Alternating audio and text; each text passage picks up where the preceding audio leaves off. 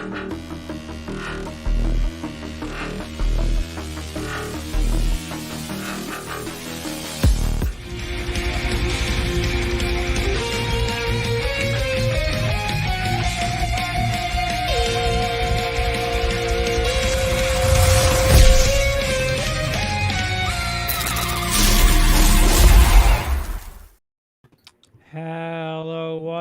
all. Welcome to a top 5, but it's gonna probably feel like some conglomerate of a top 15.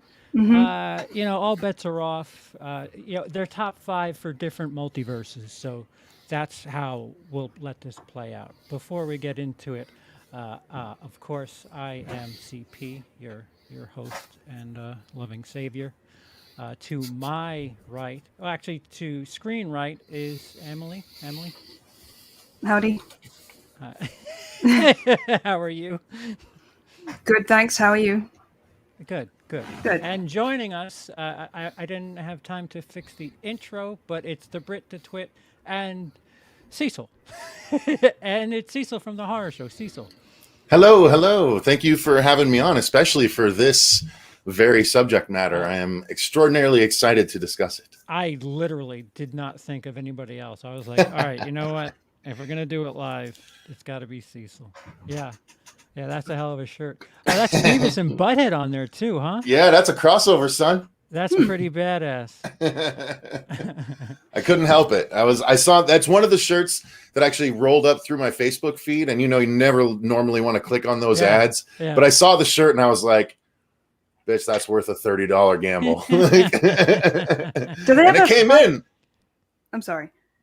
Oh, go ahead. I was saying, do they ever fight anything like that in Beavis and Butthead? I know there's an episode where they hallucinate some crazy stuff, but they haven't officially crossed over. But now that Beavis and Butthead is officially coming back, who's to say? You know? Well, Beavis and Buttheads were they were stoners. They just kind of hung out. They never imbibed on their show, sir. You assume. They hung out and they liked nachos. They worked. They had the greatest job because they fucked up every day, yet still had a job. Yeah. But that's a whole separate animated program. Yeah. We don't have that. We don't have that list ready for us.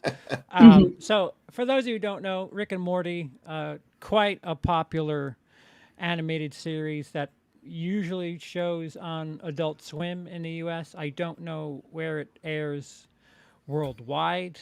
Somebody told me it plays on HBO in some parts of Europe. It's on HBO Max for the okay, first seasons. Okay, all right. So that's we have proof.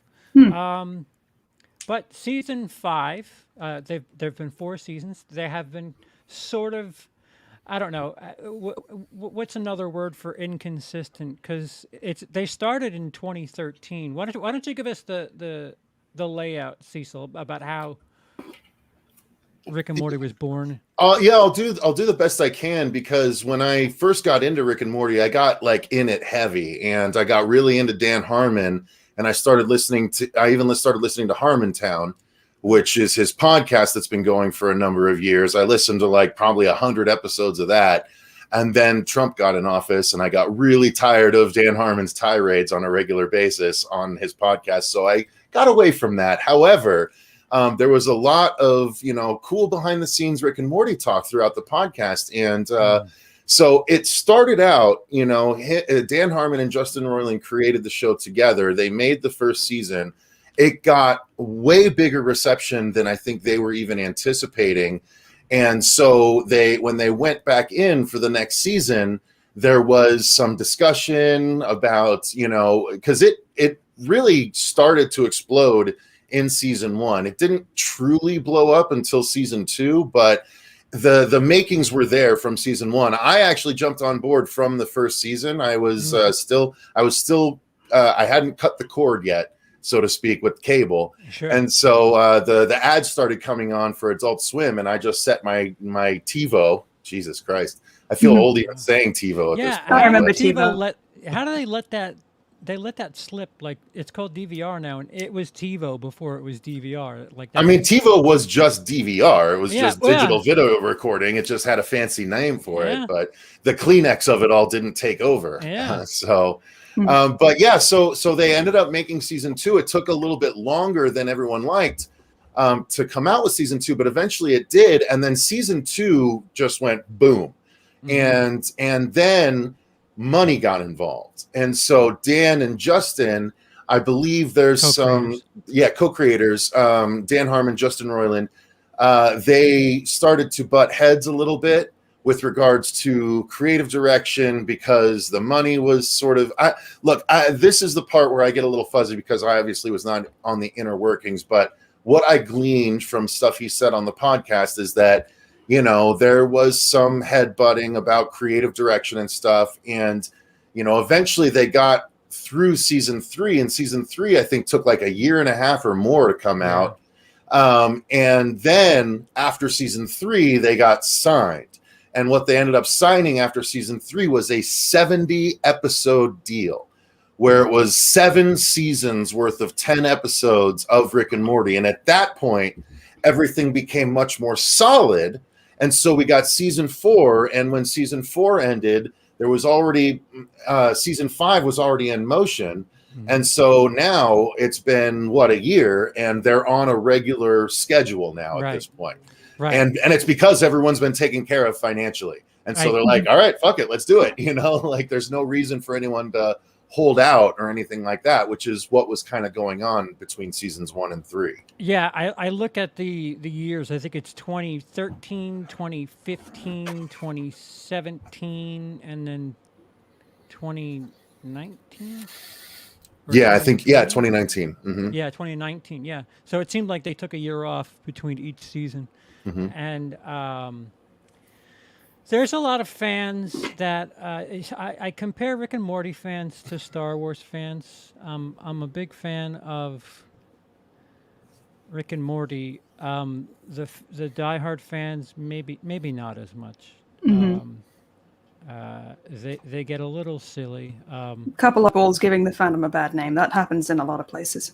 Yeah. We're talking about the Szechuan sauce guy. Oh yeah, the dude who's amongst others. So if you're watching this in the future, I have the clip. You'll see the clip, but they just get really stupid. And there's all these memes that Rick and Morty fans, or like there are these groups of Rick and Morty fans that share memes about how much smarter they are than everybody else and how smart that one post. The copy that pasta, one post that became a meme, dude, is amazing. Yeah. You gotta either, CP, when you present that, you gotta either present it in the dramatic reading or do a dramatic reading of that yourself, please. Because that's the only way to do that justice. Or have Embo do it. Yeah, Emily with her. Emily, please British do the voice. dramatic reading of that post. That would be fucking phenomenal. Yeah, you know what? Because the other dramatic reading has been male. Let's get a nice posh female voice to do that dramatic reading. Hell yeah.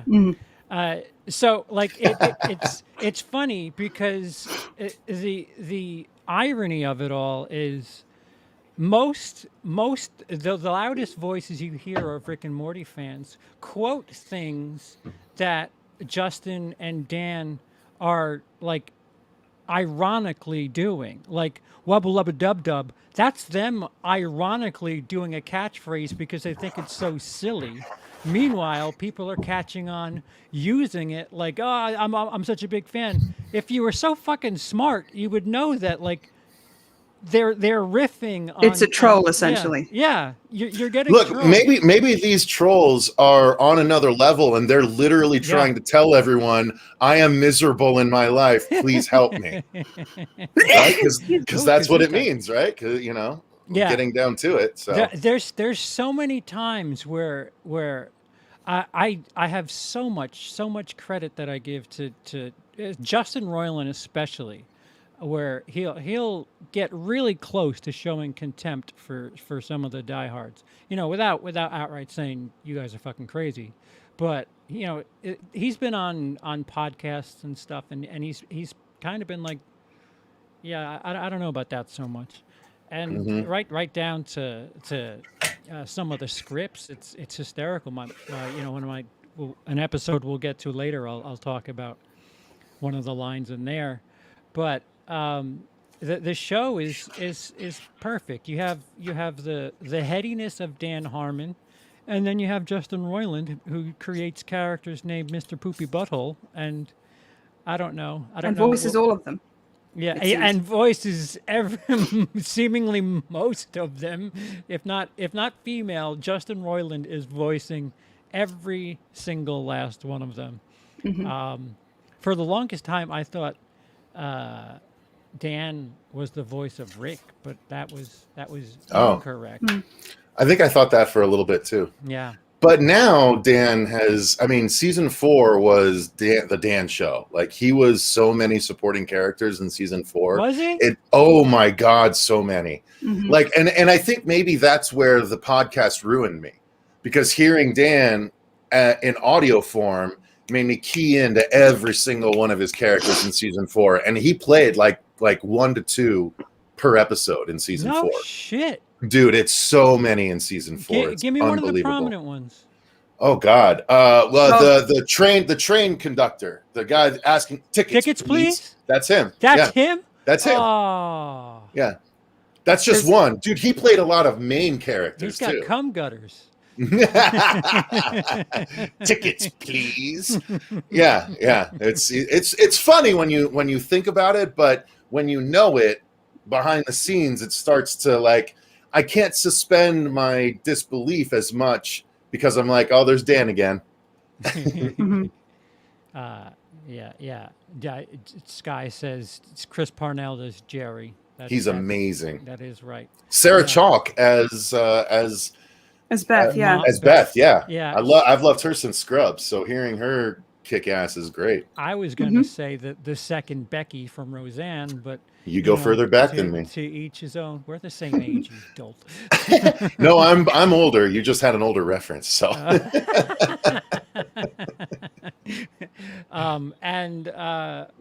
Another female I'm unfamiliar. Kelsey Grammer's daughter is the Yes. voice of Jessica. Mm-hmm. No, not Jessica. Spencer Grammer. Summer. Yeah, Summer. Mm-hmm. I didn't know that. Yeah. I think her name is Spencer Grammer. If I'm The not only reason mistaken. I know that's that right. she was Kelsey Grammer's daughter because she got stabbed in New York last year. Jesus fucking Christ! Seriously? Yeah, because somebody wasn't wearing a mask at a restaurant, and he was a little out of control. I mean, she's fine, obviously, Wow. but she tried to break it up and got slashed. Damn, son. New York, baby. Mm. We're hardcore. My mother made that mistake once. She was in Wolverhampton and saw a fight breaking out, and she was like, "I'm a woman. They're not going to hit me." And then, Good Lord. Yeah. I've been to New York twice in my life. Once I was too young to really, retain anything. Although I did, because the same trip we went to Boston and You watched slept a here Red 4 Sox days. game. Don't. But then we went when I was older, and I got to see stuff and remember stuff. But I went in my 30s, and I could still be in my 30s, but Yeah. I went in my 30s, and I would not have wanted to walk around at night very much. Even my size, 6'3", like pushing, over 3 bills. It's still. It was way worse in like the 90s. It started getting cleaned up. I mean, there's certainly parts of Manhattan that are just gnarly. Shit. Where we went to meet up with the guy who was doing that mural, I was not very comfortable, and that was 2019. So, ugh. Yeah, but we had our skin color on our side for that trip. Yeah, I don't know about that. During the day, it protects us.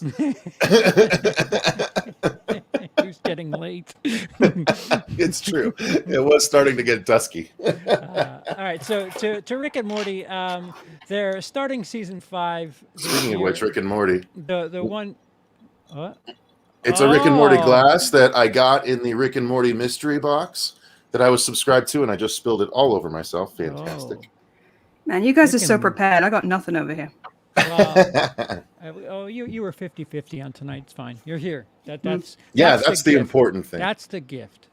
having some femininity to all this testosterone. You I mean, I literally can always tap say into that it, when I'm but on. just not the same. I can tap into it, just not the same. We have Cecil, Lindsay, and tits. That's literally every fucking. Anyway, Lindsay. well, whoever your Oh, you mean friends are. he Lindsay? Yeah, the important Yeah. people. Because I have Lindsay's. I have Lindsay's like most people have gyms. Yeah, because you stream a ton with Mother Mayhem. I'm sure she meant her. Well, she's in the chat quite a bit every now and again. Every now and then. So the one thing that I think is unique and awesome about Rick and Morty that is very different than other animated shows is it's not linear per se, but you will be a little lost if you skip an episode here and there because they do callbacks, they connect some storylines, they'll go back to storylines, continue storylines. So it's not like when you watch episode 1, episode 2 picks up directly where it left off. But No. they're planting seeds along the way that you'll get lost somewhere down the road. I think every episode is appreciable in its own right, but there's a level of storytelling and jokes that you'll absolutely miss out on if you haven't been along for the ride. Yeah. Sometimes they'll like lampshade it and go like, all right, classic self-contained Rick and Morty adventure in this one, just to let the audience know, which is always nice. Yeah. Or they'll throw a curve. The meta. One of the episodes I'm going to talk about starts off with a big old, all right, let's go to Atlantis. And then not so much. So, yeah. So, having said that, is there anything you guys? I'll start with you, Emily, because I don't think we've actually had the discussion here. I'm curious to see if you'd like to see anything continued in season 5. Anything that happened 1 through 4 that you'd like to see them go back to. It's a great question. I know. Thank It's you. like you prepared. It's like I totally didn't. I haven't even seen that Watch Mojo video that just came out, the kind of 10 things to remember before season 5 comes out. Obviously, the biggest plot thread that they left hanging comes from the Citadel episode, the Rick Lantis mix-up, which obviously I'd like to see continued, but they've hyped it up so much at this point that I feel like that with the Story Train episode, they are just going to kind of leave it hanging. I feel like they're big enough assholes that they might just do that. Who knows? I don't know. They do kind of give the audience the middle finger every now and again, especially with the interdimensional cable ones. Like, no, we're gonna do this instead. The Vindicators was the replacement, I think, in season 3. And Morty's Mind Blowers. No, you're right. Morty's Mind Blowers was the replacement, but Vindicators came in and they're like, "This is our third Vindicators." I remember watching. Like, wait a minute, I don't remember 1, let alone 2. One of the issues of the comic is indeed their first encounter. Oh, that's awesome. DC, Wow. you're gonna get me into fucking comic books. We'll get to that. We'll get to that. There's a lot. Look at that box right there. There's a lot of comics to discuss over there. Is that like sanctioned, or is that just some dude who's a No, it's 100%. It's 100% part, and it's continuity. It continues stories. Canon? Yeah, it's canon. Okay. Well, I don't know that it's technically show canon, but they do tell stories that take place with the Rick and Morty that we see on the show, because obviously there's Rick and Mortys all over the place. So some of the storylines could technically be other Rick and Mortys, but there's literally a storyline that's Rick and Morty return to the Cronenberg universe that they created in Rick Potion number 9. So like there are tie-ins and stuff like that through the series. And I have a whole breakdown of the comics here to go through if you want. Oh wow, super. You called me prepared. Shit. Anything else? So- I guess I want to see what they do with Jerry. I'm not like the only person in the world who's invested in their marriage or anything, but he's getting some kind of an arc. You know, I'd like to see him pull out of the John Arbuckle phase of his existence sometime soon. That is the best fucking comparison that I've never heard anyone make. Jerry and John Arbuckle, holy shit! I thought that's the whole talking cat thing. I thought that was what that was all about.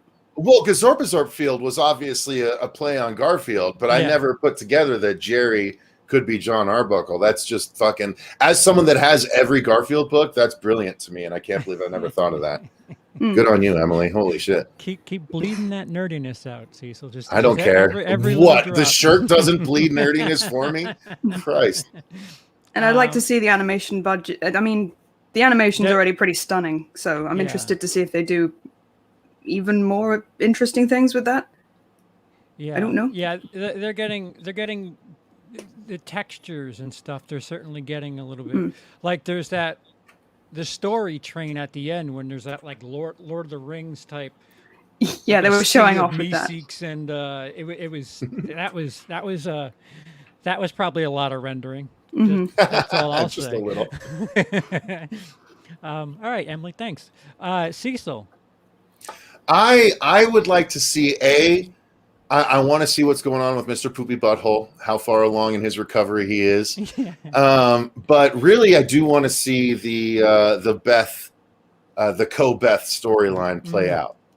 Because now we have two Beths, and we still technically don't really know which is which. I don't know that we ever will, but I think we've left that storyline behind. I think Rick doesn't know who it is, so we're never going to know who it is.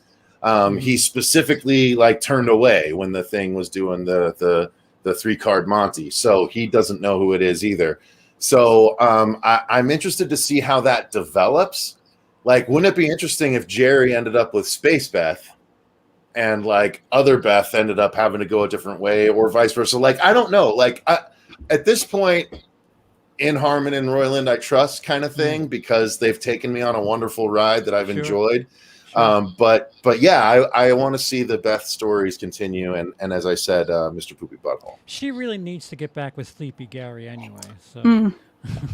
Well, there's a couple of Sleepy Gary comics as well. Are there really? I'm Yep. trying to think if he's in here. Of course there are.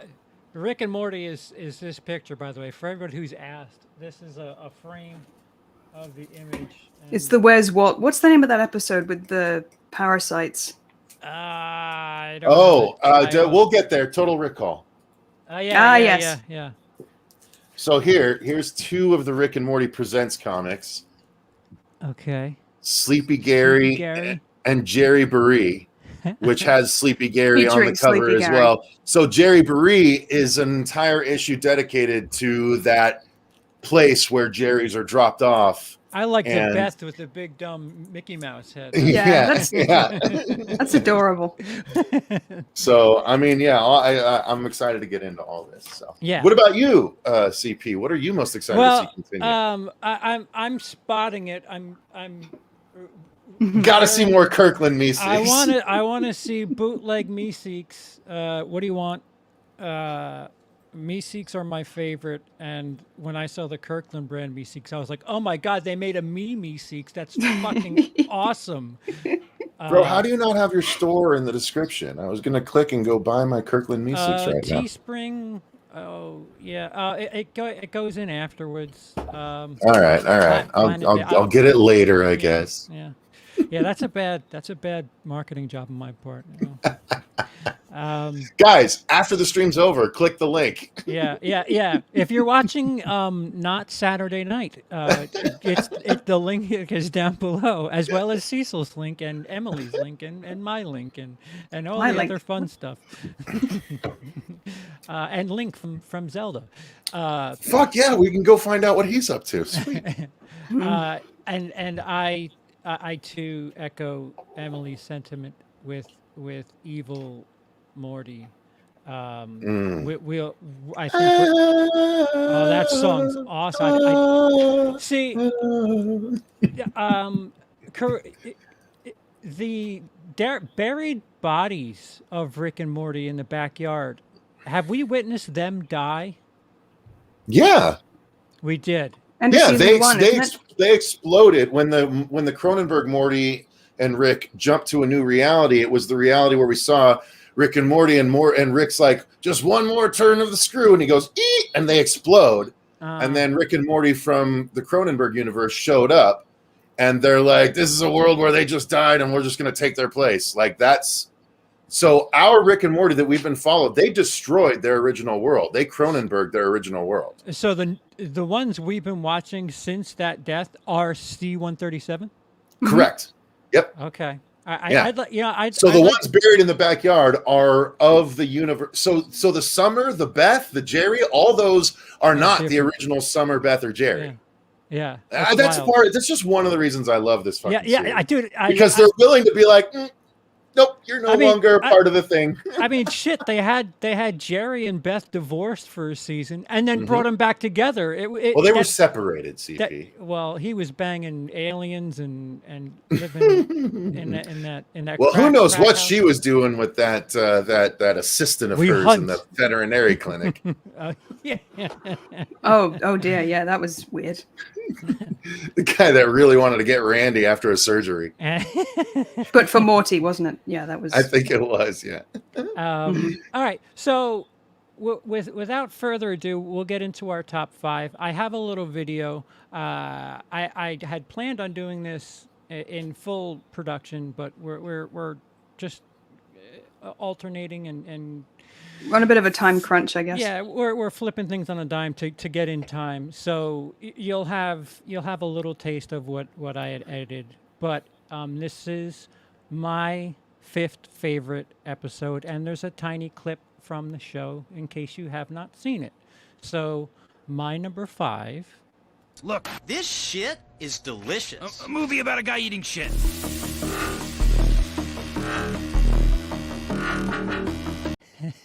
I See Demons. I see demons. You really played the whole thing, didn't you? Wow. I had to. Like I was like, all right, where do I cut? I can't cut anything. Just let it go. Just let it go. It's Copyright brilliant. be damned. Yeah, fuck it. Fuck it. Take your money. Take your money. I don't give a shit. Just don't block it. We nearly fucking burst the first time we saw that, didn't we? Oh yeah, it's a steady climb of laughter because the way he talks, The improvisational nature is just yeah. When he looks down, my name is almost ashamed. Mr. Top Hat Jones. Oh, Yeah, boy. so that is interdimensional cable, as most people would call Number it. 1. Yes, number 1. Because there are up to 4 now. Yeah. Up to 4. 4. Mm-hmm. Oh no. 2 comic issues. Oh, you're counting paper canon and What can I say? It's in my head. but so this is one of the episodes that really kind of this is what the 8th episode of season 1, and you really get a feel for the improvisational nature in which it seems like sometimes there's not a script and Justin's just doing whatever. Like the thing for the 2 brothers, where they're doing 2 brothers. yeah, a Mexican armada, and like they leave it just goes on and on and on and on.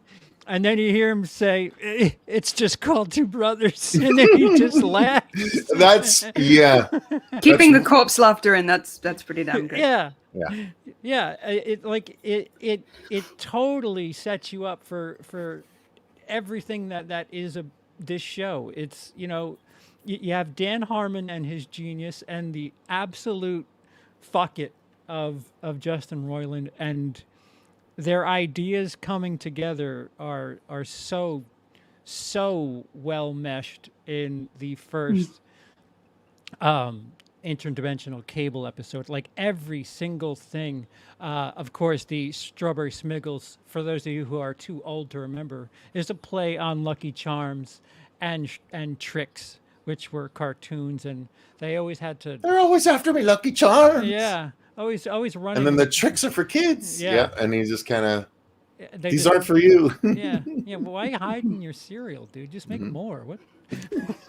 Why are you being weird about? Why are you hanging out with kids, first of all?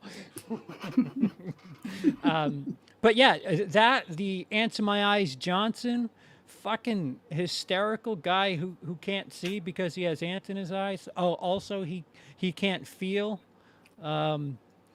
just the nature. The fake doors thing that goes on way past the yeah, point of entertaining. And like the fact, like you're like, what are we watching? And then Rick and Morty, they're like floored. They're like, it's still the commercial, and you're like, yeah.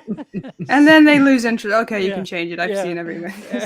And then, of course, there's also the introduction of Gazorpazorp Field, Ball Fondlers, and one of my Ball personal fondlers, favorites, Baby Legs Detective. Baby legs, yes. Yeah. What's the noise he makes when he runs? Fuck, I forgot. He makes some weird noise when he runs. I don't remember that. Baby whimpers. I don't know. Yeah, shit. But yeah. So if there's overlap, do you want me to say like right then, or do you want me to just talk about it again when I get to that spot? You mean like if it's your number 3, right? Compared yeah, to... you can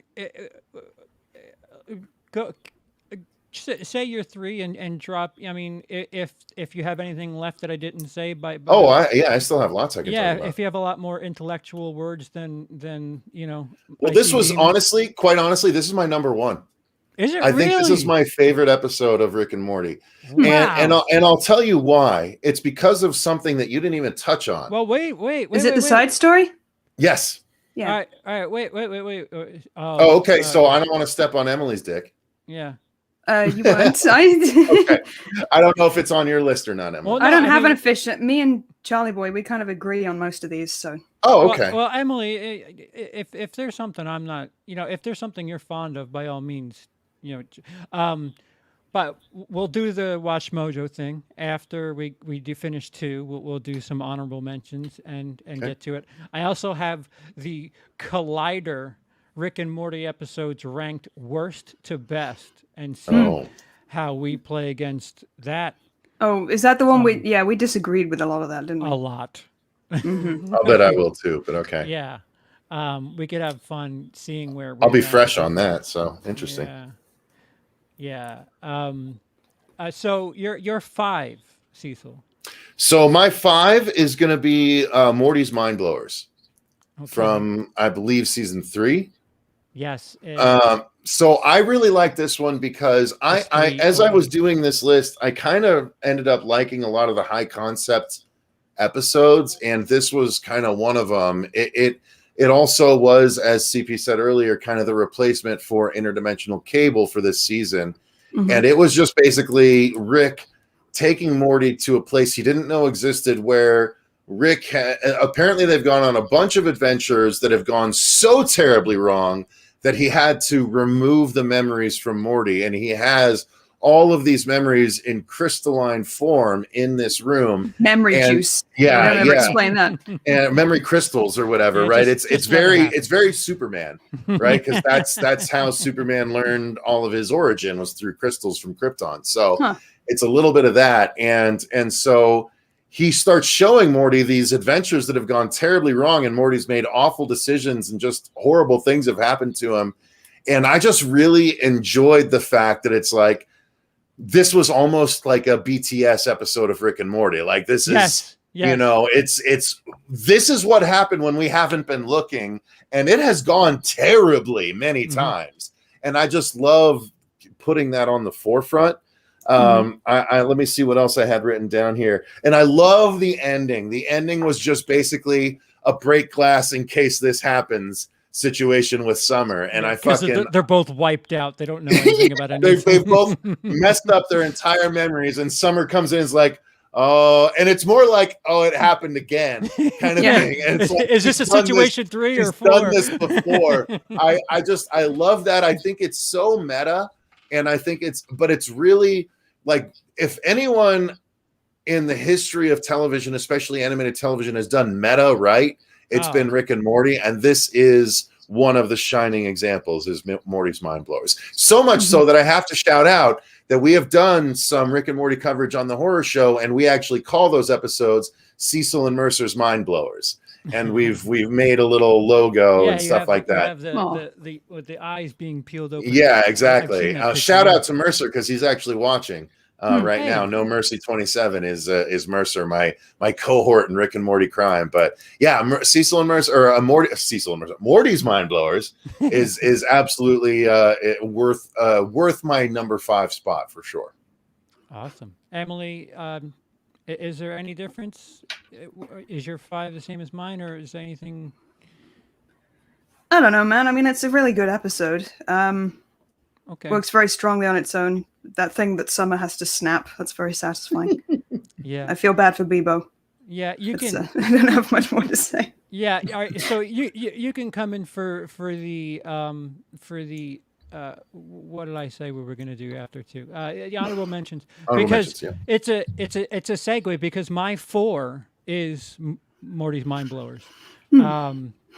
Something that you brought. Well, wait. Oh, so Emily, that's right. You and Emily kind of have the same list. So Emily's 5 was your 5. She more knows, or less, I think. She knows if she disagrees, she's going to get a night in the hole. That's why. No food. Which amounts to what? No vanilla Coke from you? Hey, that's sustenance. It's a lot of calories in that. Thank you very much. So you brought up the meta aspect, and they just hammer it home, and they do it like tenfold. They mention Men in Black 2 when they wipe each other's memory, and it's funny because he's like, I don't remember seeing that. I think it was like how I have Men in Black 2 in here. Oh, yeah. So you basically get the idea. Oh, not quite, Morty. Not quite. Right, exactly. And the other thing about it is, for as much as there's like this cartoon animated show fan dick swinging when it comes to like South Park, Family Guy, Rick and Morty. Rick and Morty just took the Family Guy structure and just destroyed it. Like, this is how you do just skits. I loved Family Guy too, but this is my favorite animated show, absolutely. Bar none. I used to like Family Guy. Some of the like non sequitur humor, the kind of stumbling over words. I don't know what the word is for that, but it gets old so fast. You need more than that to really. The flashback cut to humor is done just so much better when it's used in this show. Yeah. It seems like it's certainly for a this one is not beautiful to look at. It's got visual gags up the yin yang. You can always look in the background and see something else. And you need a certain IQ to really appreciate it. Oh, yeah. You have to be smart. Don't do this to me, Cecil. Yeah, so like, I think the last time I like gave a shit about Family Guy, I don't know what happened first: the dog dying, or the bird is the word. Family Guy. Family Guy. For some reason, they got into the chicken fights got me. Yeah, the repeated chicken fights. We're gonna do a joke for 12 of our 23 minutes, and it's like, guys, we get it. What else you got? And some people eat that shit up, and dude, sometimes I'll see recent jokes in seasons. Like, I haven't watched Family Guy in years, and I intend to go back to it at some point because I see jokes float across my Facebook and stuff from seasons I haven't seen, and it cracks me up. I'm like, I bet shit, this show's still funny. I just don't have time for it anymore. Yeah. You know what I mean? Yeah, I'd rather invest my time in Rick and Morty rewatches because it feels like it's so much richer. You know what I mean? Oh, dude, Emily gets tortured because I need something on the television to fall asleep to, and I'll throw on, the disc for season 1, the disc for season 2, the disc for season 3, and I have the DVDs right over there too. And she, eventually I fall asleep and she gets stuck watching them, but sometimes I get into it and I'm watching. And next thing you know, the fucking disc is over, and I'm like, I didn't fall asleep, and now I want to put the next disc in. This is bullshit. DMC Campbell. Hey, DMC. $10 of New Zealand money. Thank you. Thank you. Hope all is well. That's an awesome avatar. Love that Maximum Overdrive. Oh, hell yeah. Yeah, that's the Happy Toys truck. Green Gobby Maximum Overdrive. That's awesome. I saw that thing in person at Scarefest. No shit. Scarefest 8, yeah. Dude somebody recently refixed it, right? Or yeah, well, he's taking it around to cons, yeah. And he won't let you just take a picture walking by. Well, he's the Lou Ferrigno of horror con guys, where he's like, you can't take a picture of his shit without paying for it. or Virgil. Is he like Virgil? Because Virgil's the same thing. Is he? Okay, I didn't realize. Virgil, the ex-wrestler. He's at every convention. I don't know Virgil. Yeah. Well, I guarantee you'd know him if you saw him, because any convention I've been to, he's been there. And Right. it's like, dude, what are you doing at the Polly Pockets convention? Nobody cares. Yeah. So that Morty's Mind Blowers is my 4. Okay. For we've pretty much nailed very similar reasons. So Emily's number 4 next then? And No, Emily's just gonna. That's right. I keep forgetting you guys have kind of done this. She's gonna together. piggyback both of us. My bad. Whatever we don't talk about, if she thinks of something, and then we'll do the illustrious collider list, and then I'm sure Emily can chime in with dispute at that instance. Okay, well then next up, I might jump your gun a little bit, and I'm going to go with Me Seeks and Destroy. You son of a bitch. Turnabout's fair play, motherfucker. Yeah, so I might have put this a little bit higher on my list were I not to have rewatched what was at number 4 that then moved up above this episode.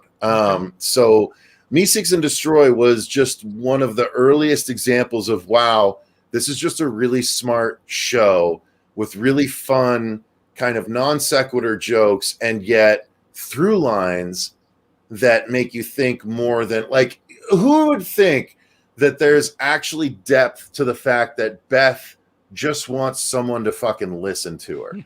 You know what I mean? And Summer just kind of wants to be popular. And like I just love the depth of their shallow requests, and like, you know, how much the episode actually means when you break it down. Yeah. And yet it's so much fun and so stupid, and like becomes a Me Seeks free for all. And it just was really brilliant. It was the brilliance of Rick and Morty on display, I feel, really early on in the series. I personally, I think one of my honorable mentions displayed it even a little bit sooner, but Me Seeks and Destroy is one of the most, like, minute for minute, laugh for laugh episodes of the whole series, in my opinion. Yeah, and nothing on story B, huh? What was story B in this one again? Where they go to the giant? Oh yeah, more choose your own adventure. Dark Ass sub story, but equally as enjoyable as the A story. Yes, I did have that down here. Yeah, the fucking, I mean, Morty almost gets raped, and yet it's still enjoyable as shit. You know, like it's so funny. Yeah. Let me know when you're done, because I'm good. Go for it. Jump in. It's my 3. So yeah, jump in. Okay. Oh, good. Okay. Me Seeks and Destroy. We're just step laddering. Yeah. I swear we didn't plan this. Me Seeks and Destroy is my 3. It's the first time. King Jellybean. Yeah, we're gonna talk about him in a minute.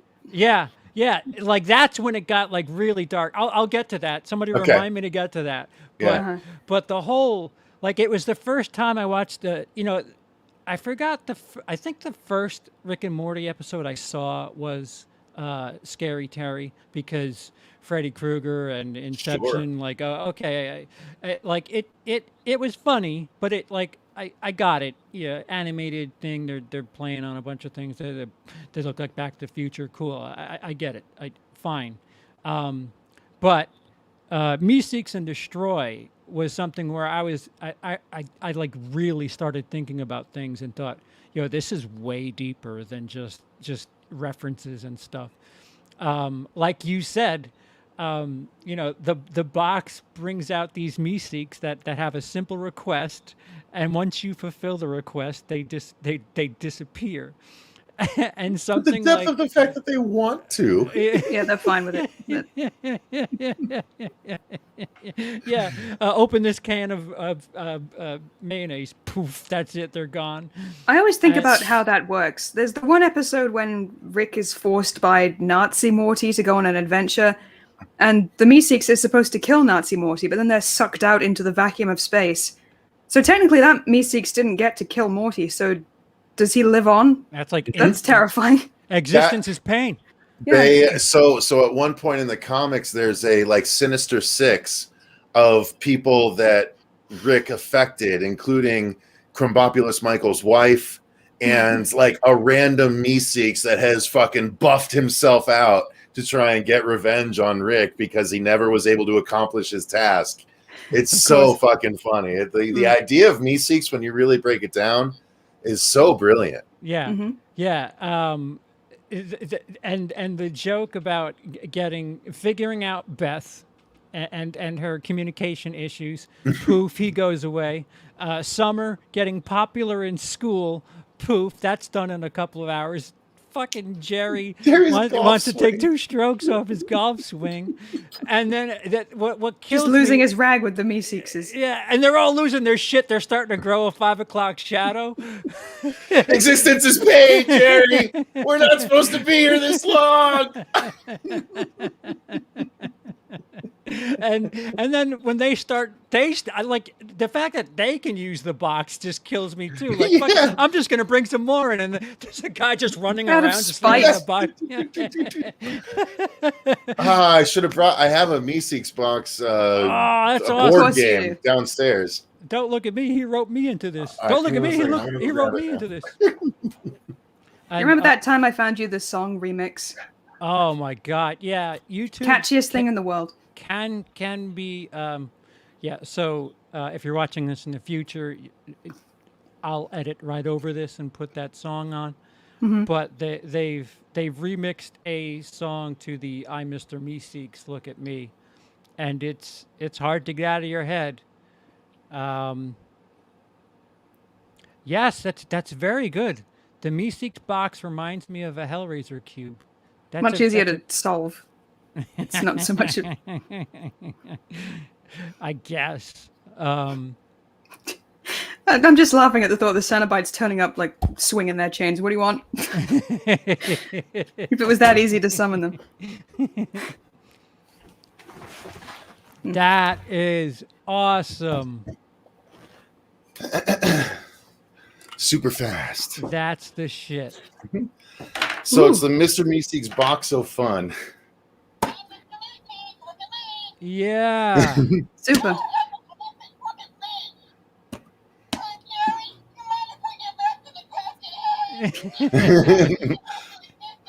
But it's a whole like Ooh, board game on the can inside. do. Oh shit. Yeah. What's the object of the game? To stop I don't existing. know. I've never played it. We started to do in our Cecil and Mercer's Mind Blowers series. I bought like 12 different Rick and Morty board games, Christ. and we've only played. I think we played Rick and Morty Operation and Rick and Morty Monopoly on the channel so far. Nice. Some need is asking, where did you purchase that box, Cecil? Just look up the Mr. Meeseeks box so fun, and you should be able to get one yourself. Yeah. Yeah. But yeah, so we have. I mean, they've done Rick and Morty versions of almost everything, Except the including, story train. yeah, no story train yet, but this is a real website. Technically, But- it was kinda, but not Yeah. really. So So, Mr. Jellybean. oh King right. Jelly. So the B story to the Meeseeks episode is isn't it 1 of 10? It's a Morty it's Morty's Yes. choice. Mhm. And he wants oh, to the do punch this. card, right? Yeah. And Rick's just like, fucking, I don't want to do this, and he's just riffing on the whole thing the whole way. There's a And- theme of Morty wanting to do quaint little, like, Dragon Quest things. Yeah, yeah, he's a D&D kid. It's pretty Yeah. clear. Mhm. So much so that there are 2 Rick and Morty versus Dungeons and Dragons series. Oh, wow. You are an encyclopedia. Thank God I have you here. You're an encyclopedia for this. I'll just go, Right shall over I? here. Emily, what else about So I feel like that's one of the earliest sense. Like it's one of the first times you see Rick actually give a shit about his grandson. That like instant revenge. That this motherfucker gonna die. Look in his eyes. Yeah, which I appreciated. Yeah, and also the fact that there's just that grim ending where. Rick and Morty Dungeons and Dragons Chapter 1 and Rick and Morty Dungeons and Dragons 2 Painscape. Dude, I don't fucking. We're all a bunch of nerds. I've just realized. What are you doing? I'm the biggest. I didn't realize there was that much Rick and Morty content. That's 92 issues I counted. Fuck. Well, again, the thing that is just. And this isn't the only time that something dark like this happens in the show, where they mourn the death of King Mr. Jellybean, and they have this big procession and they make a deal of it. They erect a statue, but they find the Freddy Krueger remake pictures of King Jellybean molesting kids. Yeah. And they decide to let them go because the memory of King Jellybean is more important. Yeah, very dark. It embiggens the smallest man, is what it does. Yeah. The idea is bigger than the person itself, and that's like fuck. That hits hard. That happens all the time, doesn't it? Yep. Mm-hmm. Yeah, because I'm sure there's thousands of people subscribed to. Never mind. Frank Sinatra, he's a great guy. Yeah. I think. Well, I mean, John Wayne. Like you could just Bill Cosby. It just. There's a lot of them. It speaks to another thing that I love about these guys, especially again Justin Roiland. Don't idolize anybody because you never know. Like we're all imperfect, and we're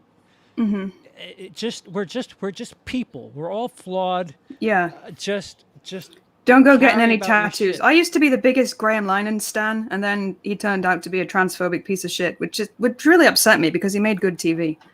But yeah, I think more than ever these days we're more conscious of the fact that anyone can turn out to be the worst kind of asshole.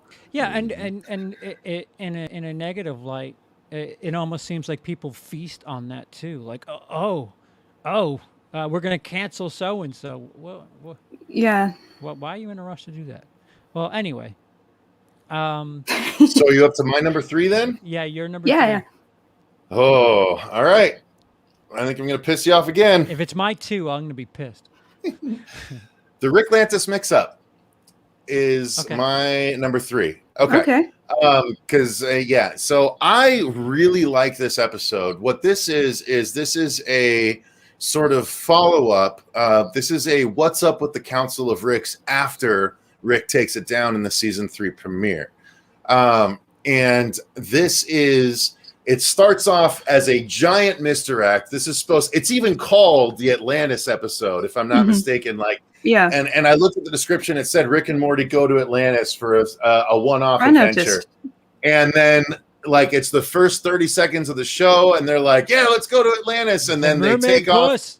But it's mermaid puss, but it's not. But it's absolutely not about that. Then it cuts to Tales from the Citadel of Ricks, and it is all about the society of the Citadel. Now that Ricks and Mortys are forced to live alongside one another without any semblance of specific order, and you see that some Ricks have a higher station, and some Ricks are relegated to manual labor, even though they all have the same IQ. And then there's age, and then Mortys are all over the place. Some have gone the wrong side of the tracks.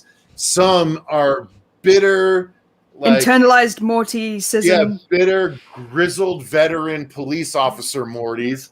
That this episode I just thought was brilliantly written. The satirical jokes throughout are hilarious, including a really biting one talking about black people not making jokes about cop brutality Dude, early and on they just slide that in like nothing. They just so funny. yeah, then the whole thing, the whole subtext of Morty leveling that building full of drug dealer or drug using Mortys, and he's just like, same old story. Morty's killing Mortys. And then like, yeah, and it grows, and then the end is like same old story. Rick's killing Morty's. Like, it just, I thought, was brilliant writing. Like, it took the satire level over the top, but didn't like piss in your face with it. You know what I mean? Like, it just was it was still enjoyable entertainment while delivering its message. Yeah. That's I think what I'm getting at. You can watch it. You could have fun in the universe of Rick and Morty. There's a bunch of fun stuff to laugh at. But Tall Morty. What? Yeah. I'll get to that later. You'll get to it. But the fucking thing's deep.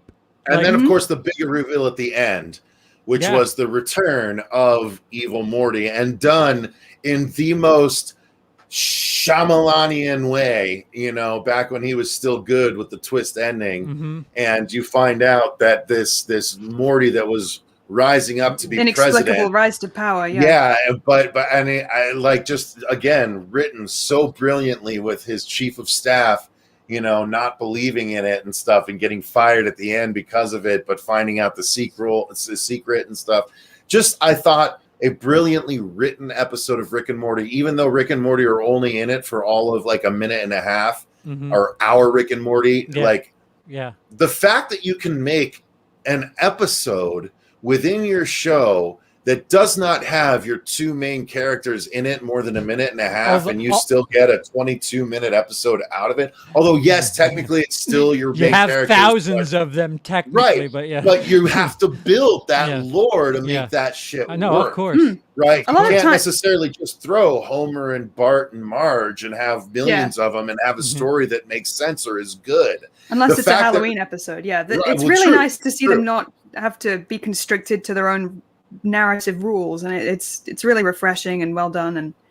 And I interrupted you. Or is it that they didn't have to adhere to it, or is it the fact that they've set up such a broad set of rules that you can play so much in it that you're not breaking those rules?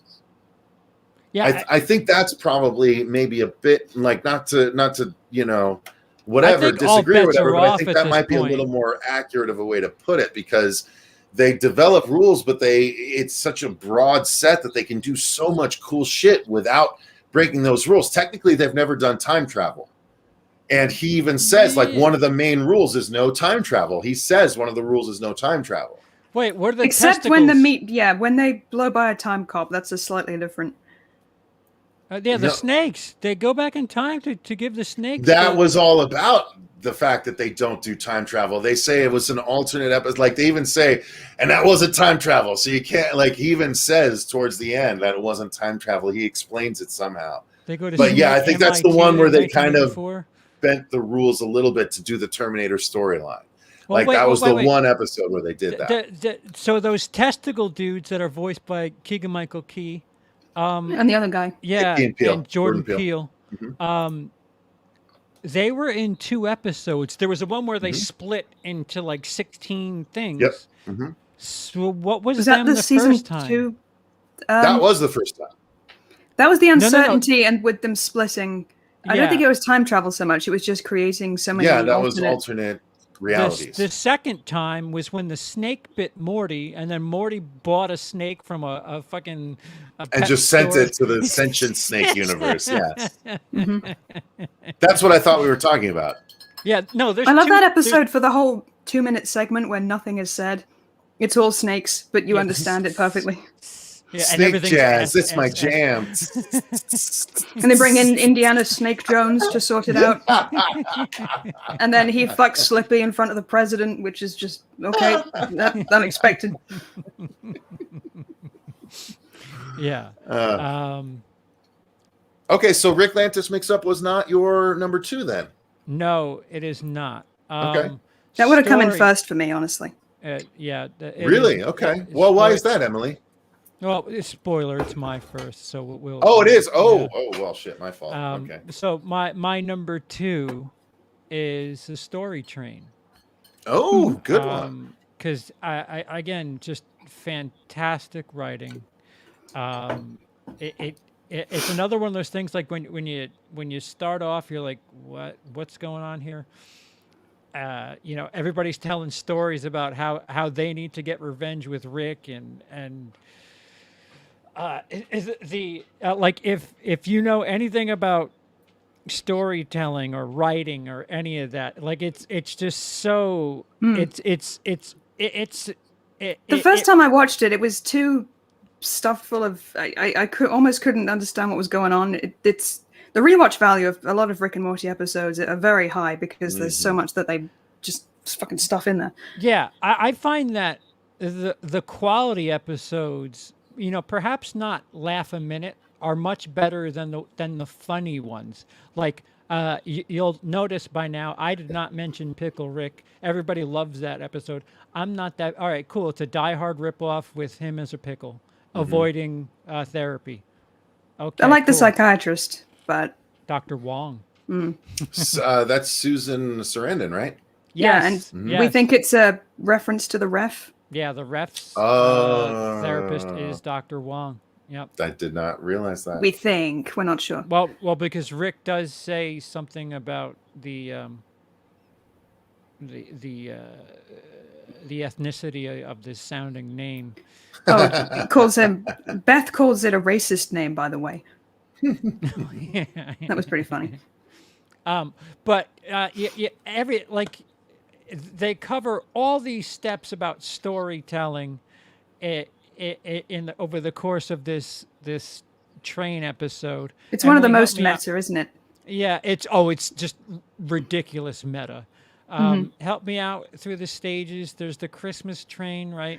So yes, everyone has a story about Rick Sanchez. Rick and Morty meet in the midst of all this. Tickets Please guy turns up.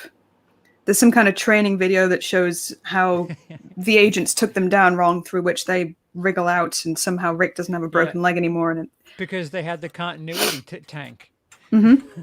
Tickets Please guy is lost in suspended in disbelief, which means that he's living out an alternative reality where he's floaty blood man. The funny thing is, the Tickets Please man replaced Dave, or what's the name of the game where Earl? Roy. You took Roy off the grid. They replaced Roy with Tickets Please guy. Roy 2, Dave. Yes, that's. And the when they lose when they're outside the train and he's like, Morty, quick, do you know the Bechdel test? and then when he's telling this story about scorpions, female scorpions, I have my time too. So the whole thing, though, yeah. the whole thing is kind of a play on the story circle. Oh yeah, because that's what Dan Harmon adhered so closely to. Yep. Kind of based on the hero's journey. Yes. And it's something that was it's the work of Joseph Campbell, and he refers to it a ton in the podcast.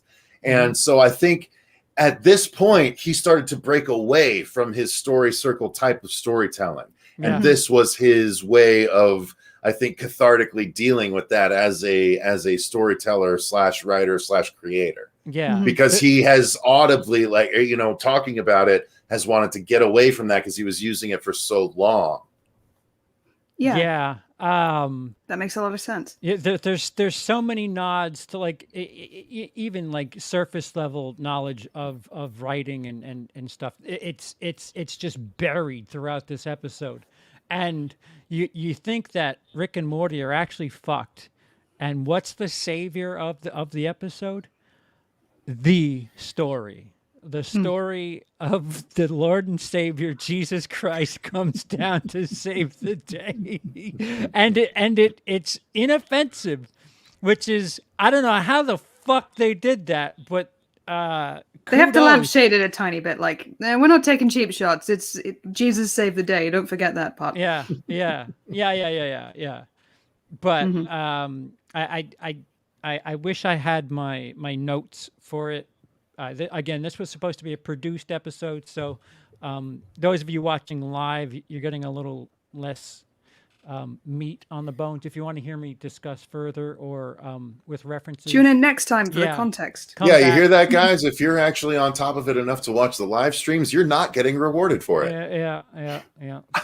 Well, when you put it like that, it sounds pretty crap, doesn't it? Well, this is also my way of saying watch my produced content. He does He do works good really produced hard content. on it. Yeah. He's got this whole like 1987 series going that's pretty cool, I think. 87. Man, the movies from 1926 were fucking killer. All right, so we up to my number 2 then? Number 2, yes. So I already mentioned what my number 1 is. So my number 2 is actually going to be Total Recall. I love the Parasite episode.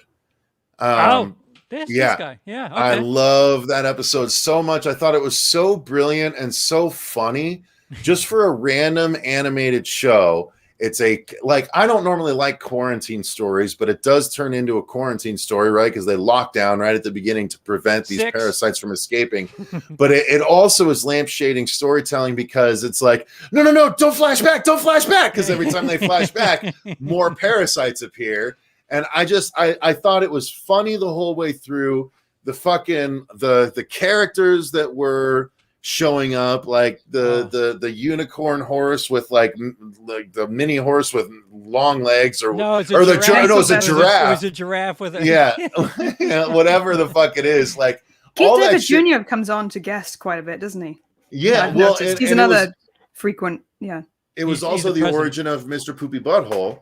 And also one of the best like gags that they went back to when fucking Beth shoots him at the end, and then in the post credits he's like trying to get better, and like you see the nurse come out and be like, he's asking if you can leave now, and Beth is just like so fucked up for having shot the family friend, and it's so funny to me. Like it's just the ending is just such a twist of the knife. He even says, "I'm sorry you don't have any negative memories about me." Yeah, It's like, that's the worst. He says he's sorry you don't have any negative memories of him. And it's Beth. Isn't that the one where Beth goes and like pours the wine and is just doing this at the end? Absolutely deserves to be in the top 2 for me. 6. Like 6. It's always 6. It's 10. Whatever. It is again, and that's season 2, so it's still fairly early on in the run, but fuck Total Recall. Like it raised Rick and Morty to me. Like that was the Meeseeks of season 2 for me, where I was like, this is just brilliant, turning on its head writing for animation, and I loved it. I miss Sleepy Gary. I just want Jerry to be happy at all times, so I don't know. I thought. Well, you can go to Jerry Bury. I'll loan you these comics, and you can read the 2 Sleepy Gary stories. You may not have to loan them. They almost get back together, Emily. They so close. It's so close. Jerry leaves the family because he realizes he's never been as happy as when he's with Sleepy Gary, and he almost goes back together with him. It's really cute. Damn. Yeah, there's this like alternate universe of do they have them digitally? I think they probably do. I know they do trades. They have like trades of every single, and the comics, like my issue 1 and 2 are like 3rd and 4th printings. Everything else is first printing, but I got on the board late, and I can't justify spending $500 for a first printing of number 1, which I'm very tempted to do because I have first printings of all 92 other issues all 90 other issues. Yeah. From number 3 on, I have first printings of everything.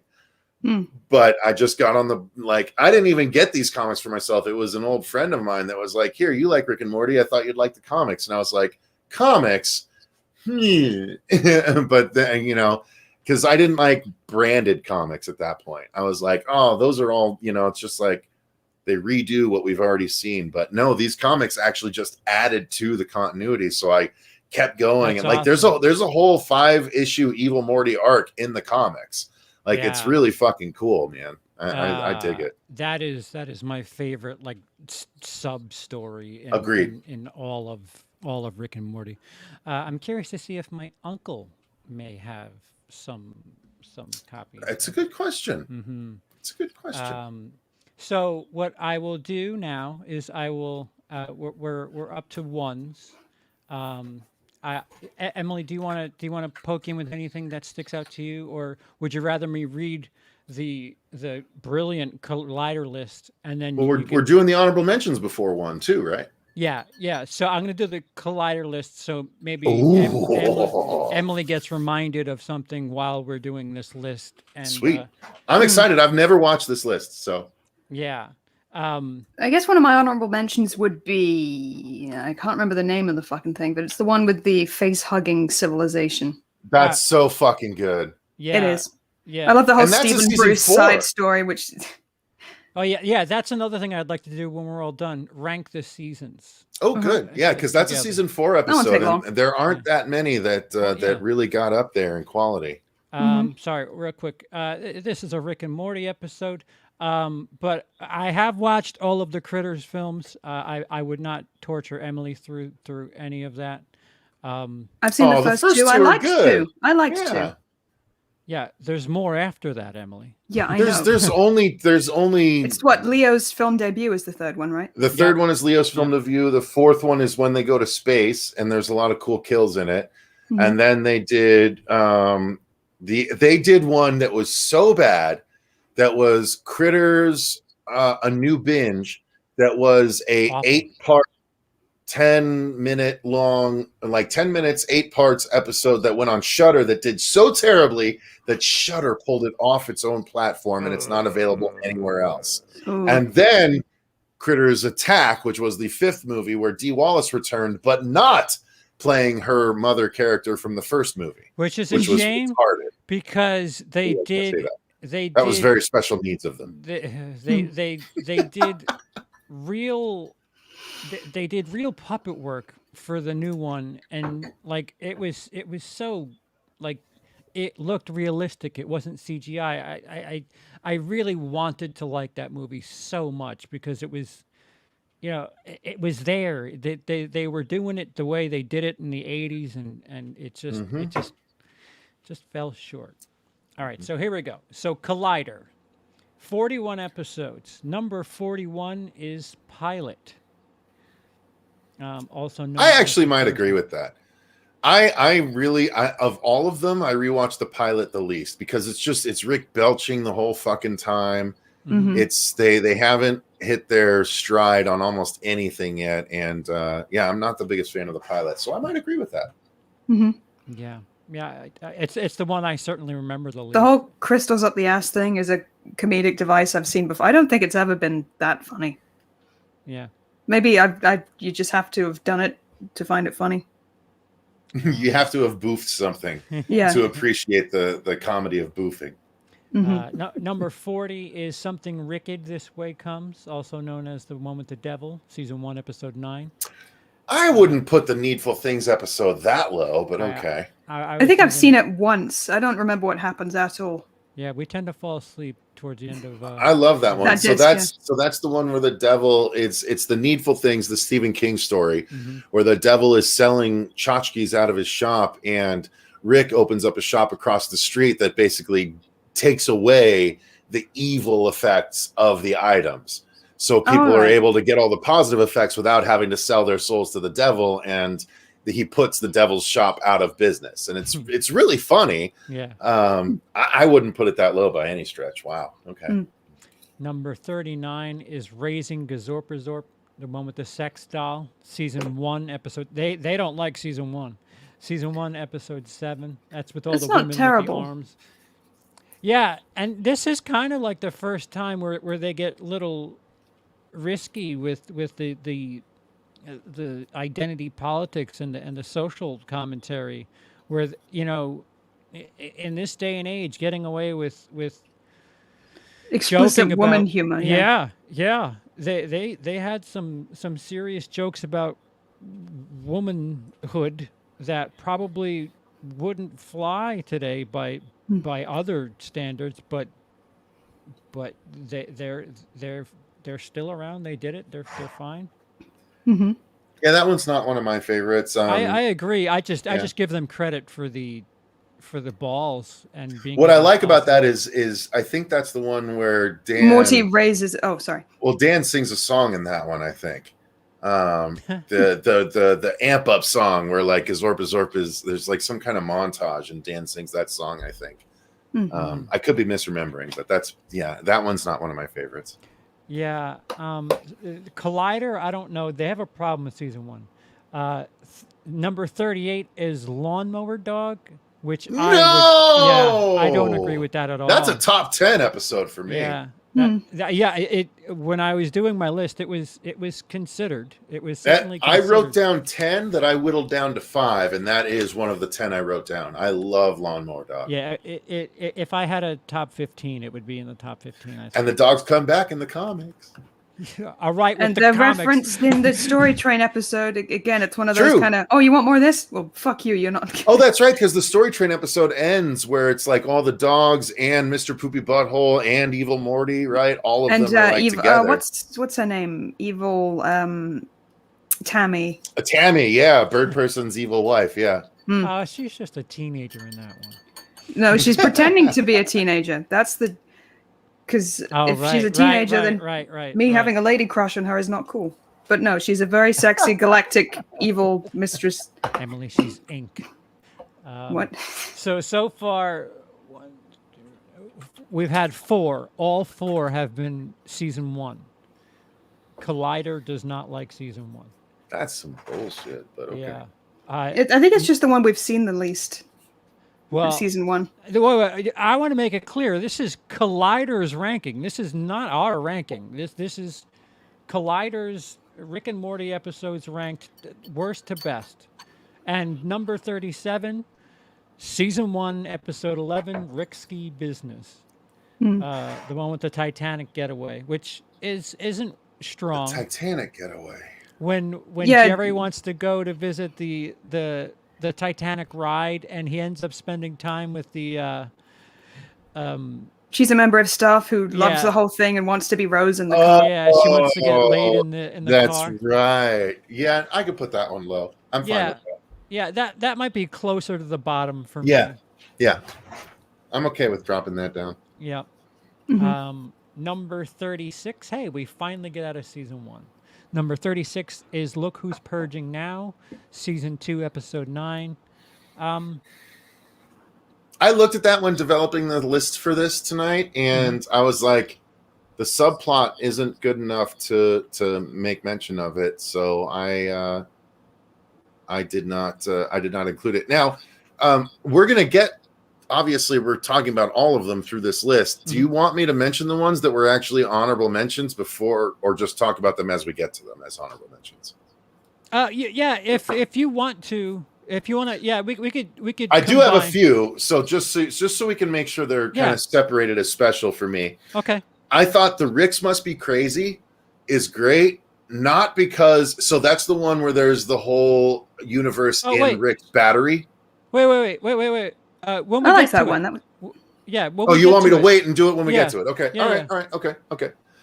Yeah. There's a specific thing I want to talk about on that one. Okay. So I'll wait till we get to it. I agree with you on that too. So the B plot. Look. Look Who's Purging Now. Season 2, episode 9. Okay. It's a planet that does the purge, and the one bit with the script writing guy who gets incredibly butthurt. Oh yeah. Gave rise to one of the greatest lines in all of... For that part, I like it. What was the line he says? Oh, he kicks him down the stairs, killing him, and says, Dad, do you want me to cut to 3 weeks earlier when you weren't fucking...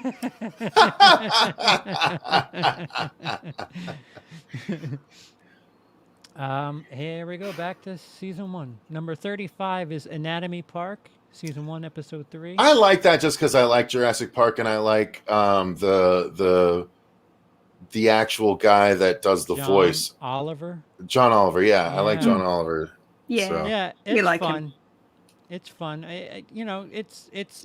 It's not bad. I don't think it's incredible, but it's a good first season episode of a show like this. Yeah. It really is. Like it's kind of like, here's what we can do in this show. It might not be absolutely 5-star A tier, but it's still like 4-star great animated program material. I would say, considering it's the 3rd episode, I would have said that it's the strongest of the first 3. Because you have the pilot, then you have the... well, I would go Scary Lawnmower Dog. Oh, yeah, that's right. Lawnmower Dog is Scary Lawnmower Terry. Dog is Scary Terry. Yeah. That's A and B both being super solid. Yep, I fucked that up. All right. So it'll be a little bit harder. Okay. Like me right now. Yeah, so now this would be very low for me. Number 34, One Crew Over the Cruise Morty, which is season 4, episode 3. The heist episode. Oh God, I hate that one so much. Son of a bitch. Yeah. I'm in. Yeah. Yeah, I didn't get into that one. No, I'm out. I like that Rick's like, they walk in and he's like, all right, cool, thanks guys, later. Yeah. They do that all the time. They give you characters you think you're going to love, and then it's like 5 seconds later, all right, all the effort it took to concept create you and draw you, fuck it, see ya. Yeah. And I like the post-credit scene with Mr. Poopy Butthole having lost his job at the university. They're all on the roof. Hey Rick, can I? Yeah, they're doing oh yeah, sorry about that. Their name's Glar. Another minor Justin Roiland character, isn't it? They're all Justin Roiland characters. He's everywhere. I'm sorry, go on. So number 33 is Edge of Tomorty, Rick Die Repeat, season 4, episode 1. So that's the one where Morty can't. Yeah, he moves in accordance with what he wants to live with. Jessica saying, "I love you." I like that for the ending, but it is a very tedious episode to get through. I feel like so much fascism. That's right. It's when Rick goes through the thing and he's just like, you don't like dictators in this, like the one where he's like gun shy about mentioning anything. No, what? I think it's the actual insect one. Isn't there one with like two fascist? They say it like in he's language. Some kind of Care Bear Furby thing, and he's just like, nope, straight away. I like when it's holograms, they all line up and they're like on strike at high school. Peacefully protesting. Yeah. Come on, Berkeley. It's such a brilliant show. For fuck's sake. Another really tedious one, I'm sure we'll get to it, is the one with Morty's reset button. Oh no. I just find that is quite like the Vat of Acid episode? Yeah. That's one of my honorable mentions. Okay, I love that. Well, we'll get to it. Yeah, we'll talk about it. Can you hold it? We'll argue that. I think so. Number 32 is Get Swifty, season 2, episode 5. Yeah. Okay. Show me what you got. Yeah. This is one of those ones, like, I'll put this with Pickle Rick. That's got funny moments. I like to show me what you got. With the one, I actually didn't like the one where Rick goes up against the president either. I'd put both of these low on the list, in my opinion. Yeah. I agree. As much as I love Keith David as the president, I'm not the biggest fan of either one of these episodes. And that B plot that we'll probably get to later, I could do without. And here it is, the Rickturian. It's a weird question, some neat, but no. Answer it very directly. New president. No, we're not talking about that. Yeah, we're done with that. How do you feel about Ronald Reagan? Number Optimistic. 31, the Rickturian. He was, I mean. Emily, I have some bad news to share with you. If you're optimistic about Reagan, I have some. No, I'm like, he was optimistic. He was like, Reaganomics, let's, Season 3, episode 10, the one where Rick blows off the president. Okay, so it follows up. They put the two president episodes together as well. Yeah. I would just put them lower. Yeah. Number 30 is Childrick of Mort, season 4, episode 9. Yeah, that's the one where Jerry raises his whole contingent of the whole race of stupid people. Rick fucks a planet. Yeah. Oh yeah, I remember. I'm not the biggest fan of that one either. I'm okay with that being lower on the list. Yeah. That's another- right. I am. They're all saying I am, Yeah, which I is am, the I fucking am. God thing. There are things that like I think are funny. That's it. They're just like little potato chips. But then there's these episodes like the Citadel that are that's a meal. So it's very hard. Like when it's funny, but the whole episode isn't that strong. Oops, sorry about No, that. I agree with you. I agree. I like the fact that it's Rick and Beth bonding, which we don't get to see a whole bunch. Yeah, True. But yeah. but otherwise, it's just not that entertaining of an episode. Camping. Yeah, that's kind of a Yeah. bit of Yeah. a drag. Oh, yeah. The other thing that again, this is funny when the guy actually builds like a house, and Jerry's he like, knocks no. it That's the path to ruin. I guess the other reason I didn't care for it was because this whole thing of Morty and Summer being so about video gaming and drugs, that's not an aspect of their characters that has ever come up before. It feels so Summer forced. getting fucking blasted is very yeah. I thought that was a really good, because Summer would totally have done that. She's like, hang on, wait, let me try again, let me find out more. Like that was a very Summer fucking thing to do, because Summer always struck me as the what's that She's a festival? Rick in training. What's that fucking California festival that Burning everyone Man? does it? Yeah. Summer always Yeah. struck me as a Burning Man kind of chick. So Oh yeah, she was born to teenagers that weren't supposed to Mhm. have a kid. So yeah, She's I a can cooler relate. teenager than I ever was. You're not wrong. She's cooler than me too. I'm not going to deny that. Well, Hmm. we're not all. Oh Rick's well, granddaughter. Corey, you better contribute, because Cecil's got an alcoholic beverage right here in a Rick and Morty glass. So you better donate that $10 to these lovely people right here who are hosting me for this stream. I imagine they want to give it to you, Cecil. Nah, man. He says I'll donate $10 if Cecil gets an alcoholic beverage. That's to cover the cost of the Yeah, beverage, no? buy Nah.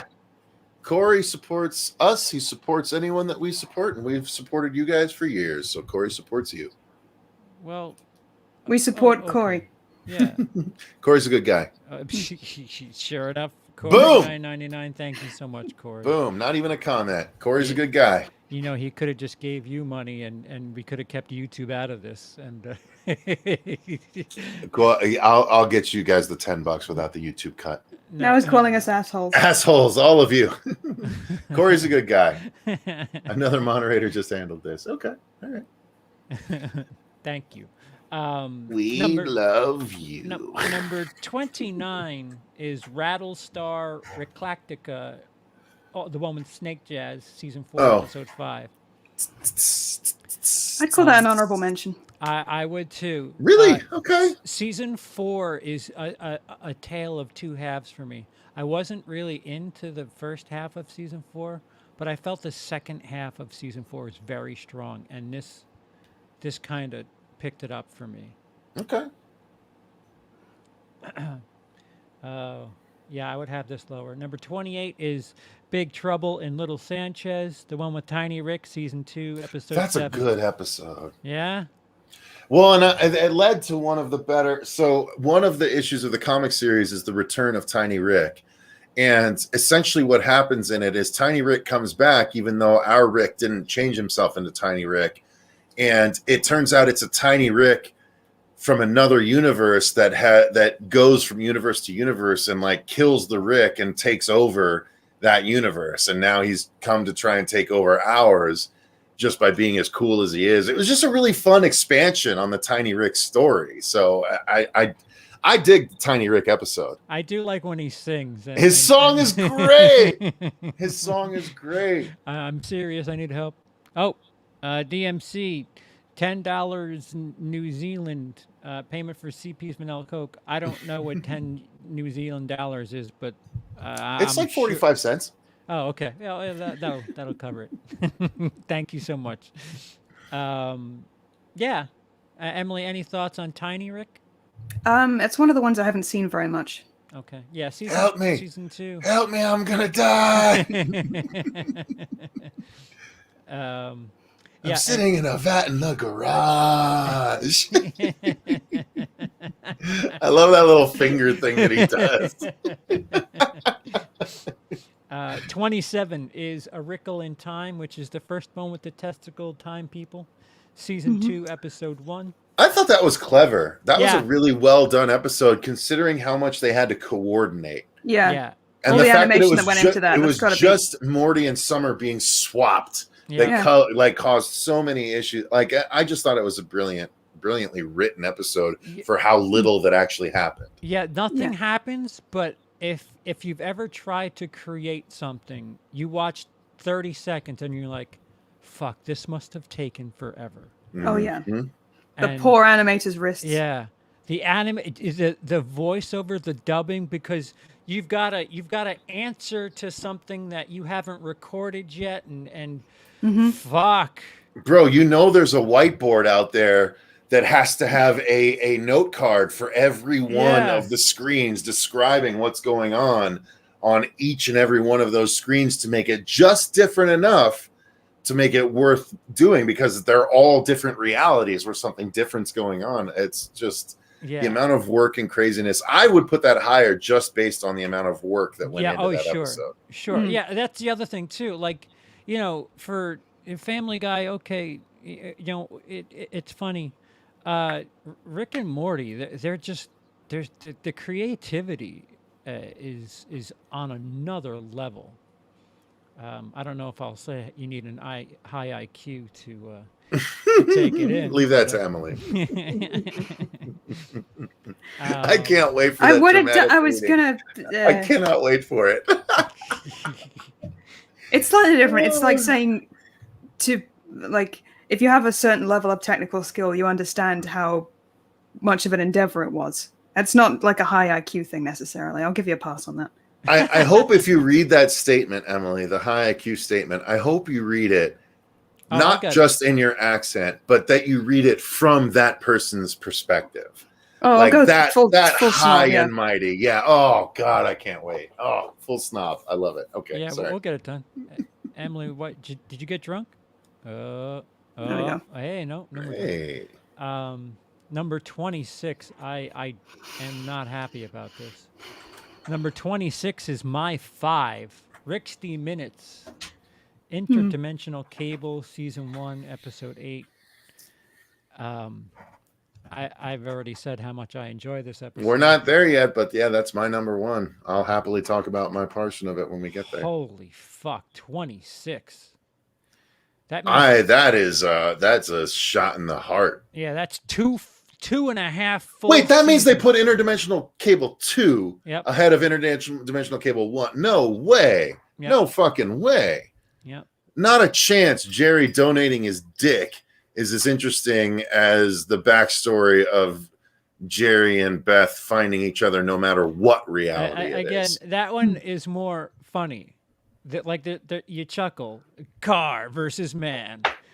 I don't chuckle as much. Looks like the car won again. Sorry. The one thing I did like in the second one was it wasn't in the first one. There was one commercial that was really funny in the second one that wasn't in the first one. Ah, fuck. I liked learning how plumb bobs were made. Oh, the Plumbus. Oh, the Plumbus, yeah. Oh, Plumbus, yeah. Sorry. My Sims Ford got it mixed up. Damn, I can't remember which one. It was like on the level of Ants in My Eyes Johnson, but it was only in the second episode. It's not the eye hole one. It was. Is it? Eye holes. Yeah, eye holes. Yeah. The Really? eye holes one was really funny to me. Yeah, I don't know gross. why, but it made me laugh. So the fact that because he jumps into the actual Rick and Morty reality and beats the shit out of someone. Yeah. Out of Jerry, yeah, of course it's Jerry. Yeah. I love that he's actually real. Like that. Yeah, the eye holes thing made me laugh like a really hard in the second episode. I did chuckle when the woman in the waiting room at the hospital disappeared for the game show or whatever. It seems like there's a spectrum of breakfast mascots. Either they're very non-combative or they will murder you just for thinking about their cereal. Number 25 is Rick Mansing the Stone, the one with the Fury Road people, Season 3, Episode 2. It's okay. That actually has its own Rick and Morty Presents Oh, the, wow. the Death Stalkers. It's a whole issue where Summer has to go back to the reality and meet her husband once again. Remember? Because they were together in that episode. So she has to go back and confront him yet again. Like, again, that's what's so fun about these comics. They're not like award winning, but they continue the stories from the show, which is, you know, for someone like me, where it's like, I have to give me all the Crow movies, even the bad ones. Like, I love that it actually extends the storylines. No, I'm with you. I'm with you. Give me more. The deleted scene. Sometimes I'm like, why did you delete that? Put that in there. Number 24, Interdimensional Cable 2, Tempting Fate, Season 2, Episode 8. Definitely deserves to be lower than the first one. Yeah. Yeah, I mean, I'm trying to think in my head what they have in the top 20. All right, here it is. 23, Claw and Hoarder, Special Rickdums Morty, Season 4, Episode 4, which is... These fucking titles. Yeah, the Dragon episode. Again, really stunning animation on that one. Slut! Yeah, the Slut Dragons. Of which there is an entire 4-issue. Oh wait, nope, that's not the right one. There's an entire. Oh, that one went flying. No. Rick and Morty Worlds Apart, where they bring back all the fuck dragons. Wow. And they actually introduce a bunch more dragons that you didn't get to see in the series itself. And they all I don't know why that makes me laugh so much. Terribly inappropriate names, every single one of them. Of course. Who is the producer of these comics? Oh, look, the Nazi bears are in the last part of this one as well. Oh, yeah. Cecil, what company produces these comics? These are all Oni Press. Yeah. Yeah, Oni Press down here. They did every single one of the comic books. You might want to get in touch with them because they should probably send you a check today. They really should, shouldn't they? Yeah, I would say so. I feel like this episode is... There's so many dragons. There's so many fuck dragons out there. Wow. What about this episode, Em? It's quite divisive. I've read an article that absolutely tore it down of being very needlessly confusing and oddly sexual, and the cat thing. They really didn't like the cat thing.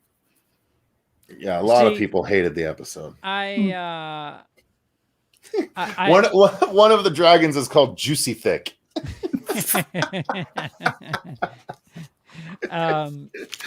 I'm happy to not know what the cat did. Like I like the gag. I want to know, but the gag is good not knowing. Yeah, yes. I do want to know. Like the gag is, you know, that's cool. But at the same time, what do you do? What do you do? What is making Rick himself like vomit and freak out? He fucking holds the gun. He's like, Rick's seen some shit. Yeah. And then he almost kills Jerry. He's like, don't worry about it. You'll never have to think about it again. Like, what did we see? And I love that it's just Matthew Broderick. Yeah. Good old Matthew. Broderick. I don't like deal? all his voiceover work. Don't ask why it's a talking cat. Let's go to Florida. I like that he's so adamant that no one knows, but at the same time, it's all he can really think about. So he's just like, well, is nobody going to ask? All right, fair enough. I'm just a cat who can talk. You know, never mind why. I feel shame about it. We'll speak of it no more. Yeah. And back to Florida. Number 22 is Never Rick and Morty, which is the Story Train episode, season 4, episode 6. That is my 2. Yeah. It's your number deuce. Yeah. I think we've said about everything we were going to about that one. I'm shocked. I'm really curious what the fuck's. I know it's going to be really high, and I'm going to be very angry. I think it might be number 1 if that's what you're afraid of. Yeah. Oh no. Yeah. You're not talking about Pickle Rick being number 1. If there's a condiment in the first. All right, number 21. Yeah. Let's. Oh my God, Emily's cringe just at me doing that. It's pretty you fantastic. Are so loud, Cecil. I'm sorry. Anyway. I'm 20 so sorry. 21 is the ABCs of Beth, the one with the sex cannibal, season 3, episode 9. Thomas Middleditch guest starring. Yep. I am not a fan of this one. No, I didn't like it that much either, except for the fact that it showed how ruthless Beth actually is. Yeah. And there's another song. If I don't know if you guys are a fan of the songs. Wait, song? So? Yeah, near the end where they're making clone Tommy. It's just a no, never mind. Sing it, Emily. No, Fruipyland is kind of fun to look at. That was a fun concept. I like the play. Fruipyland struck me as like a in-person Candyland, like a sort of thing, you know, if Candyland was an actual place. Breathable water, that looks awesome. Anyway. Oh my God, who would create such a place? The fact that it's a Christmas episode is the best part. Brilliant. Oh, is it? Yeah. Oh, that's right. Yeah. Number 20, here we go. Top 20 for Collider. M. Night Shyamalan's, the one with the virtual reality, season 1, episode 4. This one, I am very, very uneducated on. That's the one with David Cross, right? Where they kept fucking, like, the more they tried to throw into the virtual reality, the more that they would get hung up, and Rick and Morty had to escape their virtual thing. And they couldn't show nudity, so they kept dropping their pants to freak out the aliens that were monitoring them the whole time. I do remember. Yes, it is David Cross. Yeah. Vaguely remember. And you know who got apples or won apples or whatever.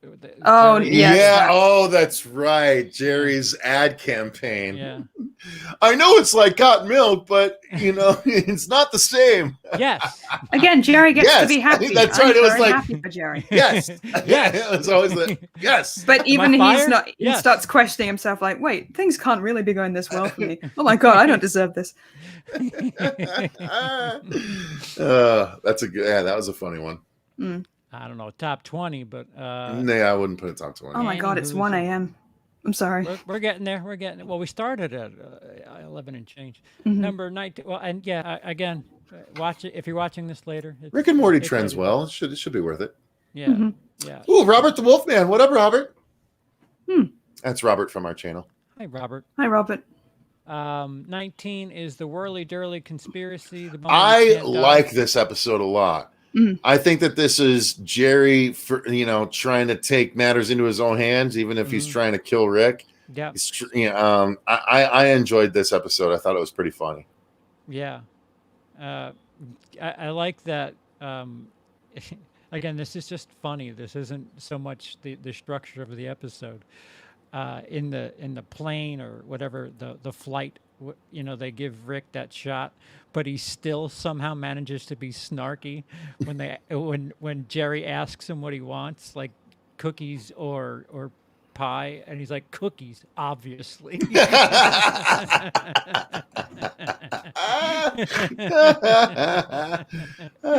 Brain hurty. Oh no, he gonna go shoot now.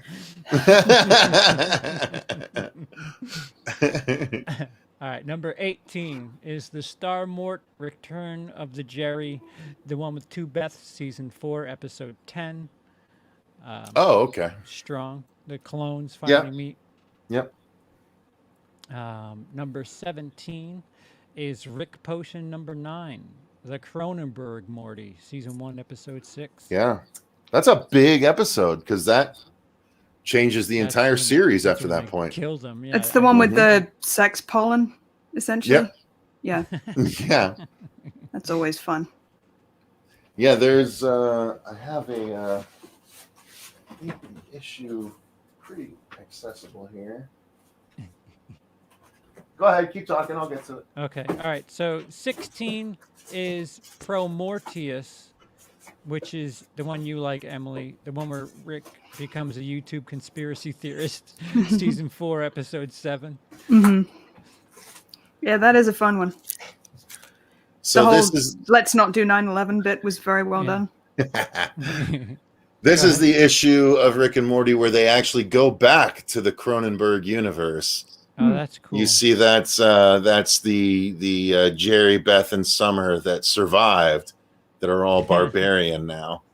And this was issue 45 of the 60-issue series that they did before going to miniseries for. They've even gone there in an episode too once, didn't they? They did. Where They did Morty Briefly, brought- yeah, they were trying to Yeah. escape the Council of Ricks, I think. Mm-hmm. Yeah. So Pro Mortius, Emily, is the one with the face huggers, and like you said, they made a big point to avoid doing a 9/11 joke.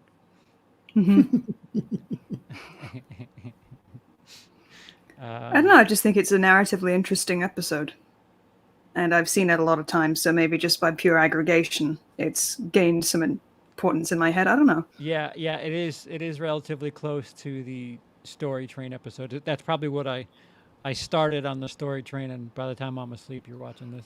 Yeah, and it's nice to see Rick and Morty's voice actor get to do something different with. I mean, they're essentially aliens that are different characters. So It's interesting that none of the 4 honorable mentions that I had written down have been mentioned on their list yet. So my honorable mentions hold high water with Collider, apparently. Well, I don't know what that's saying because Fair play. Fair play. Yeah. number 15 is Close Recounters of the Rick Kind, Season 1, Episode 10. The one with the Council of Ricks. And the Shield of Mortys, that was horrifying. it was hilarious, though. Oh, yeah, it was. Of all things, the little daggers into the kidneys. Number 14, The Old Man in the Seat. The one about pooping, Season 4, Episode 2. This is actually one of my honorable mentions. Okay, go on. I like this one because it was a return to. So I particularly love episodes that touch on Rick's emotional status. I really loved the one that ended with him almost killing himself, but not just killing himself, almost eradicating himself from all timelines. Yeah. What was Right? that? It's the one when he pulls out the little creature and he kills it, and then he puts his own head under the beam. Unity, yes, I know. Yeah, the Unity one, right? So that beam is intended to erase life forms across all timelines. They don't expressly state that in the show, but it was expressly stated by Dan Harmon after the fact. So he is literally about to erase himself from all timelines when he drunkenly falls out of the beam's way. So, like, it is an even deeper thing than people realize during that episode. So, Wish I had one of those. Oh, Jesus. We're getting dark. And another episode where we do get to see Rick have a heart, because at the end, when his nemesis dies, he Exactly. Well, the whole point was he was trying to fuck with him because he bonded with him, and then he finds out that the dude's dead. Yeah. And then he sits on and like all the shit comes at him and is like, you're gonna be alone forever, and like everything really pointedly is talking about Rick, not the guy. Like I love the depth. When Rick and Morty plumbs those depths, I think it's at its best. Yeah. You have to be really smart to get it, though. I was waiting for the reveal that this guy, I forget his name, that it was a planned or fake death, because in a way, that's the perfect revenge against Rick, to be like, well, I'm dead. There's, last hit, I suppose. But I don't think that guy was ever about competing with Rick. He was always about educating Rick. Mm-hmm. Like, he literally was sitting on the toilet expecting Rick to show up to beat his ass, and then he's like, do you ever wonder why you act this way, Rick? It's like in the sense of being the bigger man, I feel like there was a little bit of. That's fair. That's totally fair. That's the same episode with the fly gangster, right? Yes. I can't remember. Maybe. And he's like, "Wait, you seriously are asking about a sandwich?" I thought it was that's Coke drug or something. slang. I gotta know what it is. Let me know what that is. I need to know what that is. What is that slang for? You have 49,000 voicemails. Yeah, oh God, that's half of them. I have 800,000 kids. Again, funny. Anyway, I'm sorry. I really hope this wouldn't devolve into just us bleating lines from that. A lot of our favorite episodes, I think, are quotable ones, which isn't saying much about us because we quote Fargo. But well, again, thank you to those of you who are watching live. The produced version will be tighter, and the clips will just be playing. So it'll be tighter and wider. Number 13 is The Wedding Squanchers, Season 2, Episode 10. That one I could have put even lower. I don't really care about this episode that The much. Birth of Evil, Tammy, though. And the planets, the 3 planets that you love so much. And also, technically, the birth of Bird. What does he call himself? Bird person. Phoenix person? Phoenix person, yeah. It's the start of Phoenix person. That's right. How long are the days on this planet? Is that the one with the screaming planet? Yes. Yeah, all right, yeah. Oh, that's right. Yeah. That is so the screaming sun. Yeah. It's in our it's in the thumbnail. I love that. All right, now we're getting into some good ones. Number 12 is Rest and Relaxation. That's a very the good toxins. One. Yep.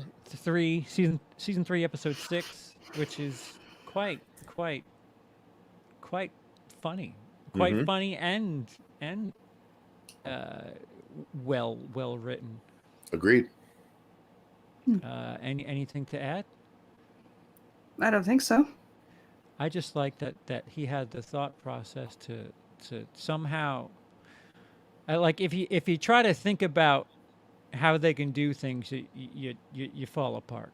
But when they get the scientists to bring them the ship when they're stuck in the, what is it, where the giant light bulb man is looking at the fucking oh, that's that's Morty's mind blowers, yeah, but oh yeah, all right. Oh yeah. Right. What am I thinking of? Oh, the chick. There's a chick that they switch. See, I got my the one who's interested in what, Benoit technology? Yeah. Yeah, and they switch her. Yeah, the toxins are funny. It's the same kind of thing. It's a switcheroo. That's why I had it mixed up. Fucking don't switch medications, people. You're doing great, CP. Number 11, The Ricks Must Be Crazy, the one that kept Summer safe, Season 2, Episode 6. Yeah, this one was one of my honorable mentions because of the B plot, which was the car keeping Summer safe. Keep Summer safe. I thought that was one of the best fucking subplots with the fucking cops trying to break in, and it makes the clone of that one's baby, and it melts in front of him, and it says the car literally says, all of you have emotional things, all can be exploited. I was like, oh shit. It was just the most entertaining B plot of almost any Rick and Morty episode I've ever seen, and it just heart-wrenching. The dude seeing his kid die in front of him again. Oh god, you know, like it was just I was like, this it showed to me how far the creators were willing to go to get a laugh and like not hold back, and I utterly loved it. I agree. Number 10 is The Rick Shank Redemption, Season 3, Episode 1. Another case of just showing linear connection. I thought Nathan Fillion was an excellent guest voice in that one, as the cop taking him on his journey through the mind, trying to get the formula for the portal gun. Yeah, and this is another case of fans ruining my appreciation for something because God forbid they mention Szechuan sauce, yeah, just for a cute gag, just to give. Number 9, Me Seeks and Destroy, Season 1, Episode 5. I spoke about that. Actually, we both spoke about that. We all spoke about that. Number 8. This was in my. It would be in my top 10. Vindicators 3, Return of World Ender, season 3, episode 4. Yep. One of my honorable mentions as well. The thing I think is worth mentioning about this is the fact that it was an episode that Justin Roiland specifically recorded getting more and more drunk the entire time. He got literally drunk in order to portray the episode where Rick got more and more fucking blasted through the episode. That's awesome. And it was apparently a bitch to record because Justin just got unruly towards the end. But the fact that they actually did that and used those takes for the episode, I give mad props to that. It's like Saw. The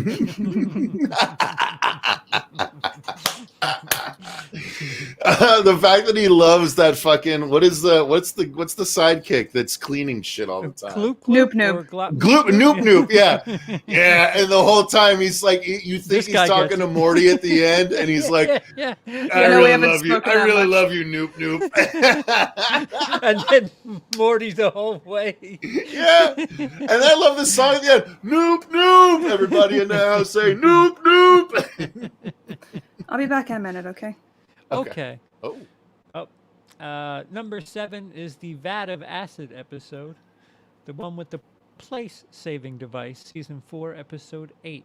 This was also this would have been probably my top 5 or in my 5th spot had the other one not made it, because I think that this is the only season 4 episode that felt like a season 1 episode, where it was Rick and Morty, like it was a one-off sort of thing where it was showing Rick's brilliance. Although it felt kind of season 2 because it was also Morty being done with Rick's bullshit.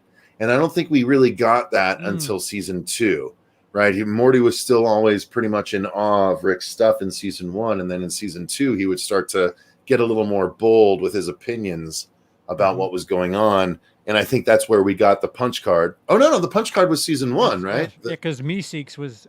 yeah, so this made sense to me, where Morty was calling Rick. He's like, okay, we're sitting at the bottom of a vat of acid. Great. Ooh, and it offends Rick.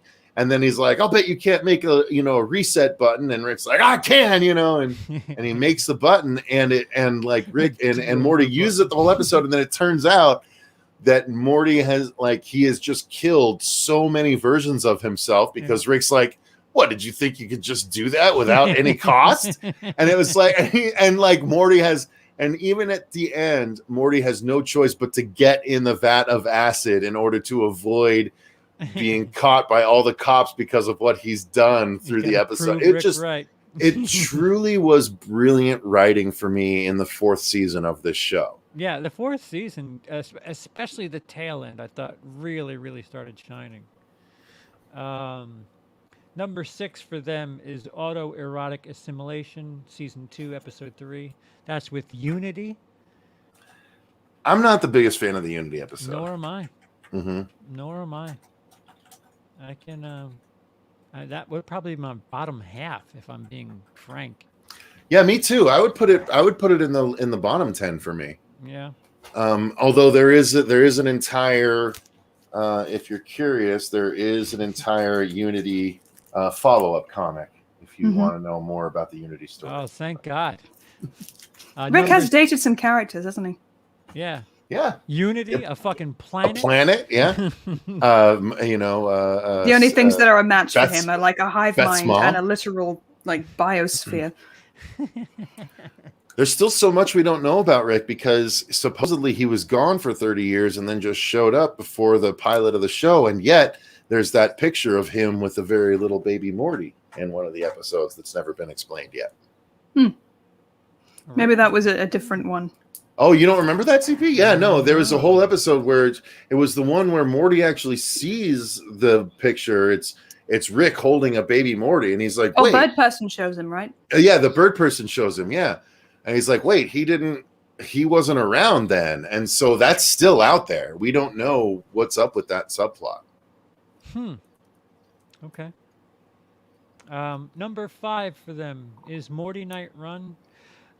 Also known as the one with the Game of Roy, season 2, episode 2.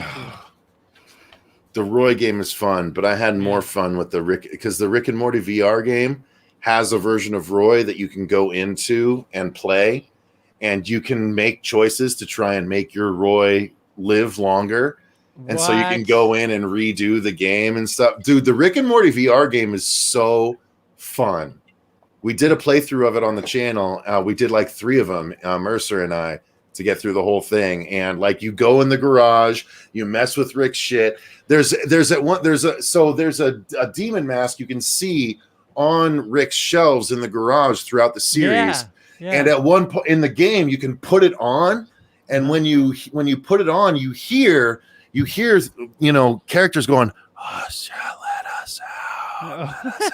and it goes and it shows the box of Rick and Morty and his family that are the ghosts from the first part of that one episode in season 2 that he traps in the box and puts on the shelf. Oh, you can pick up the box in the VR game and listen and hear them go, "Let us out." It's so fucking cool, dude. The VR game ties directly into the show. It's so awesome. That sounds like fun. If I can't have the thing that erases me from all possible timelines, I at least want to be Roy. Yeah. At least once. That would be fun. I want to take Roy off the grid. I want him to not have a social security number. That's what I want to do. Mercer says, "Who took a little shit and buried it in the sand?" There's so many good small lines. Shit in the sand. Yeah. What do we think of Jermaine Clement's character in this episode? The app creator, right?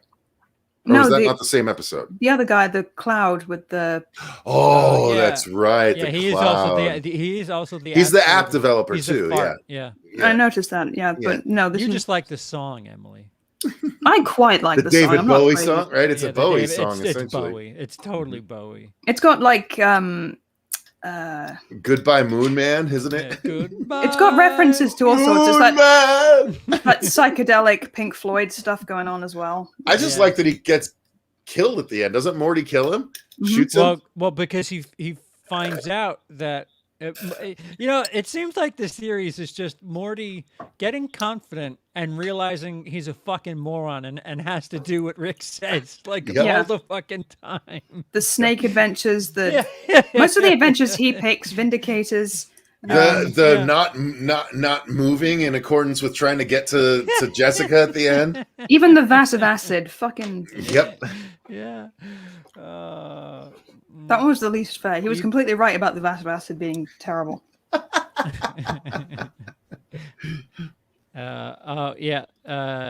I did like how Beth hated being like her dad, then she embraced it. Yeah. Yeah. Agreed. Number 4, the Rick Lantis mix-up, the one that's really the Tales from the Citadel, season 3, episode 7. So good. That is my number 1. Yeah. I think it's one of the strongest narratively speaking. Oh, yeah. Agreed. Oh, agreed. And it's one that you really, I hate saying this, it sounds so snobby.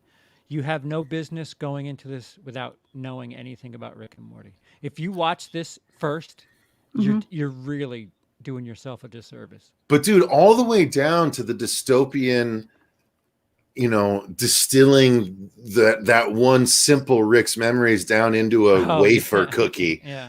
It's so disturbing and yet so fucking accurate to where our society is heading. Oh, dude, yeah. Gave me total Repo Man vibes. I love that kind of twist. That kind of subtext is just fucking thick as hell. Yeah, we're working stiff Ricks baby. Just like you. Yeah. Yeah, the stripper Morty. These are just props. It's just props. I don't have real guns.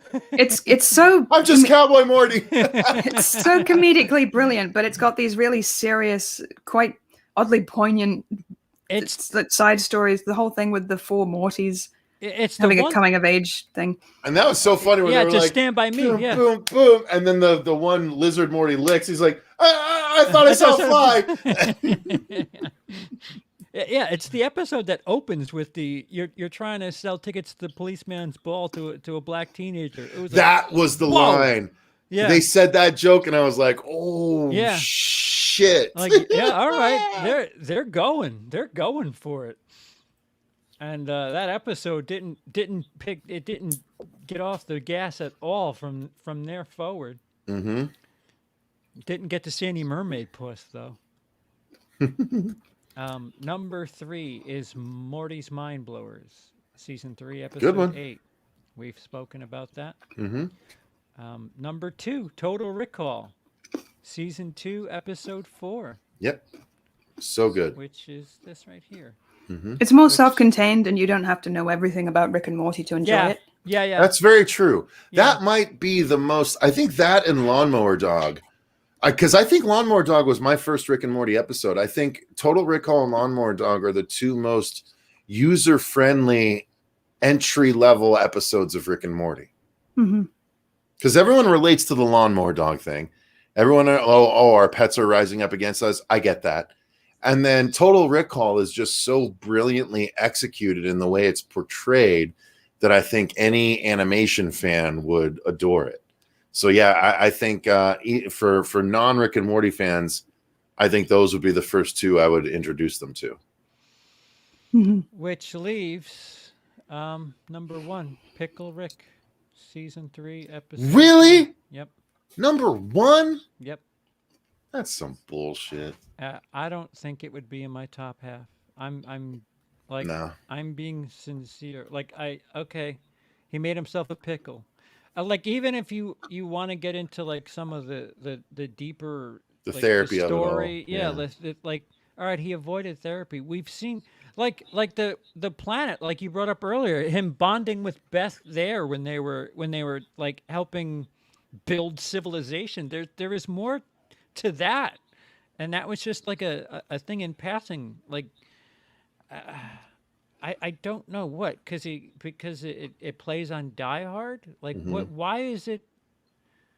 He turned himself into a pickle, and he's running around as a pickle with rat pieces as his limbs. I enjoyed the self-surgery with the one slice of dill pickle, and some condiments like that would make sense.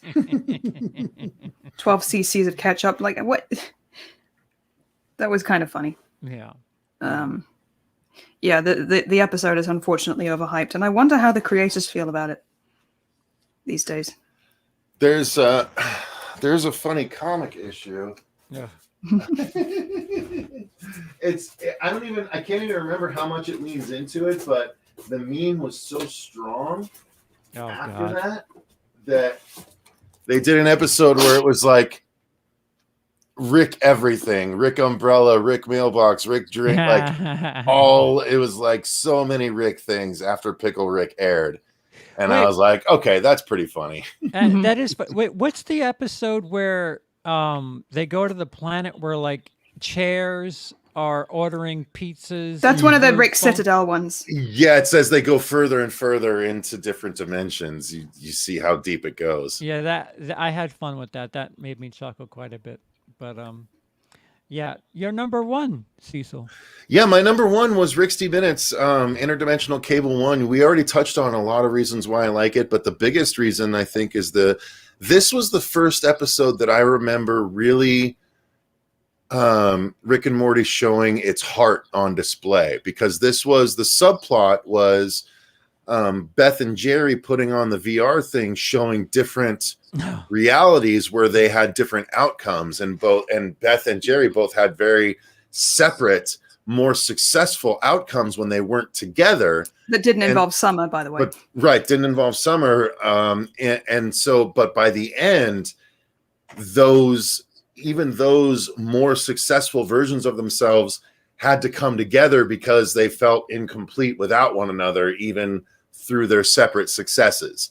So I was like, oh, wow, there's so much more heart to this show than they let you believe a lot of the time. So I think it was the B story that helped elevate. I mean, obviously, Interdimensional Cable is hilarious for so many different reasons, but the fact that the B story was so heartfelt, that's what elevates it to my number 1 episode. Yeah. The other thing too that I thought was I don't know how I feel. I give it so much respect. The fact that Morty he just stays with Rick and watches TV. Like he doesn't want to. I forget what the line was, but he was just like, yeah, what do I want to know about my future? I just want to watch some TV, man. Or whatever. Forever Afterwards, interdimensional cable is something they come back to when they just want to hang out. Mm-hmm. Yeah. Like the opposite of an adventure. Just, all right, let's see what the other realities are up to. Yeah. Yeah. All right. So that's our 5. Now, as a whole, because I think each season does have a bit of girth to them. There some are thicker than others. What would you rank the seasons 1, 2, 3, 4 in what order? Emily, you want to go first? Ladies first? I don't know if I can. I mean, I guess the ones that I've seen the most are by default the ones I care about the most. Okay. I remember almost nothing of season 1, unfortunately, because we just. I don't know. They're all pretty good. They have their strengths and their weaknesses. So 1 is number 4 for you, I guess. and what's number 3? Number 3.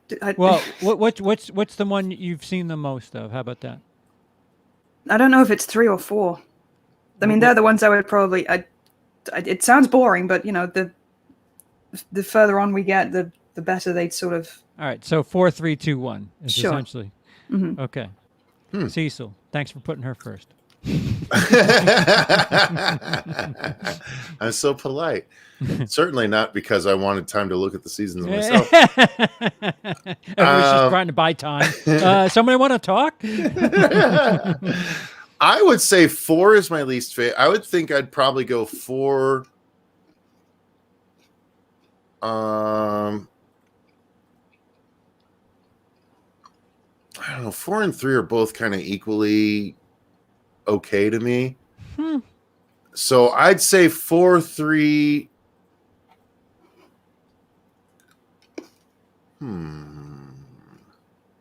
I might say 4, 3, 2, 1. Honestly, Just like Emily. Oh no, wait, the other way around. Number 1 is your favorite. yes. Oh, so 1, 2, 3, 4. Yeah. Sorry, I go worst to best, but yeah. Yeah. All right, so I'm going to be the one that changes it up. Season 2 is my least favorite because it seems to be the season that I, when I try to think of stuff, it's the hardest that anything sticks out other than this guy here. What? Yeah. Season 1 is my 3rd favorite. Season 3 is season 4 is my 2nd favorite, and season 3 is my favorite. Wow. Yeah. 3, 4, 1, 2. Okay. I mean, I could see that. There's an argument to be said for 3 being the favorite. I wasn't prepared for a season. I would love to trade if I could trade Pickle Rick out of there and put something else in there. That would totally seal it for me. Season 3 is my favorite, even with an episode I really don't care to watch. I mean, we skip it every time. We're just like, yeah, we know. Next. Yeah, we get it. Thanks, Rick. Yeah, cool, man. All right. So Mercy says 2, 3, 1, 4. Okay, fair enough. Yeah, mine with flip top and bottom.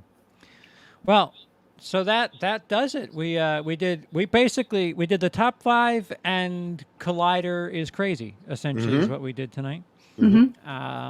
Thank you, Emily, for sticking with us here. I know you were as least prepared as possible, but hung out and went on memory, which is better than I can do. That I'll say that. Did you want me to just run down these comic series real quick? At least what's available. Sure, sell. Get that sponsorship, baby. So there was a standard Rick and Morty series that was 60 issues long. Okay, that's what started with this one right here. So 1 through 60. And then that series ended, and the whole universe blew up. they exploded everything. And so the next series that started was the 5-issue Rick and Morty Go to Hell, where by the end of it, Rick becomes the new devil. So that's fun. Trying to actually show some of these. So yeah, Rick and Morty Go to Hell. That was a 5-issue series.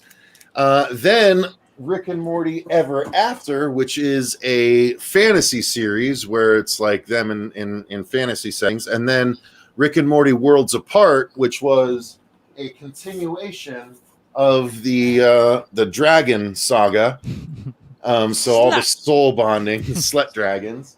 Mm-hmm. Then they did a series called, let's see here. Yeah, right here. It's Rick and Morty, Poopy Little Superstar, which is all about it's a Summer and Mr. Poopy Butthole story.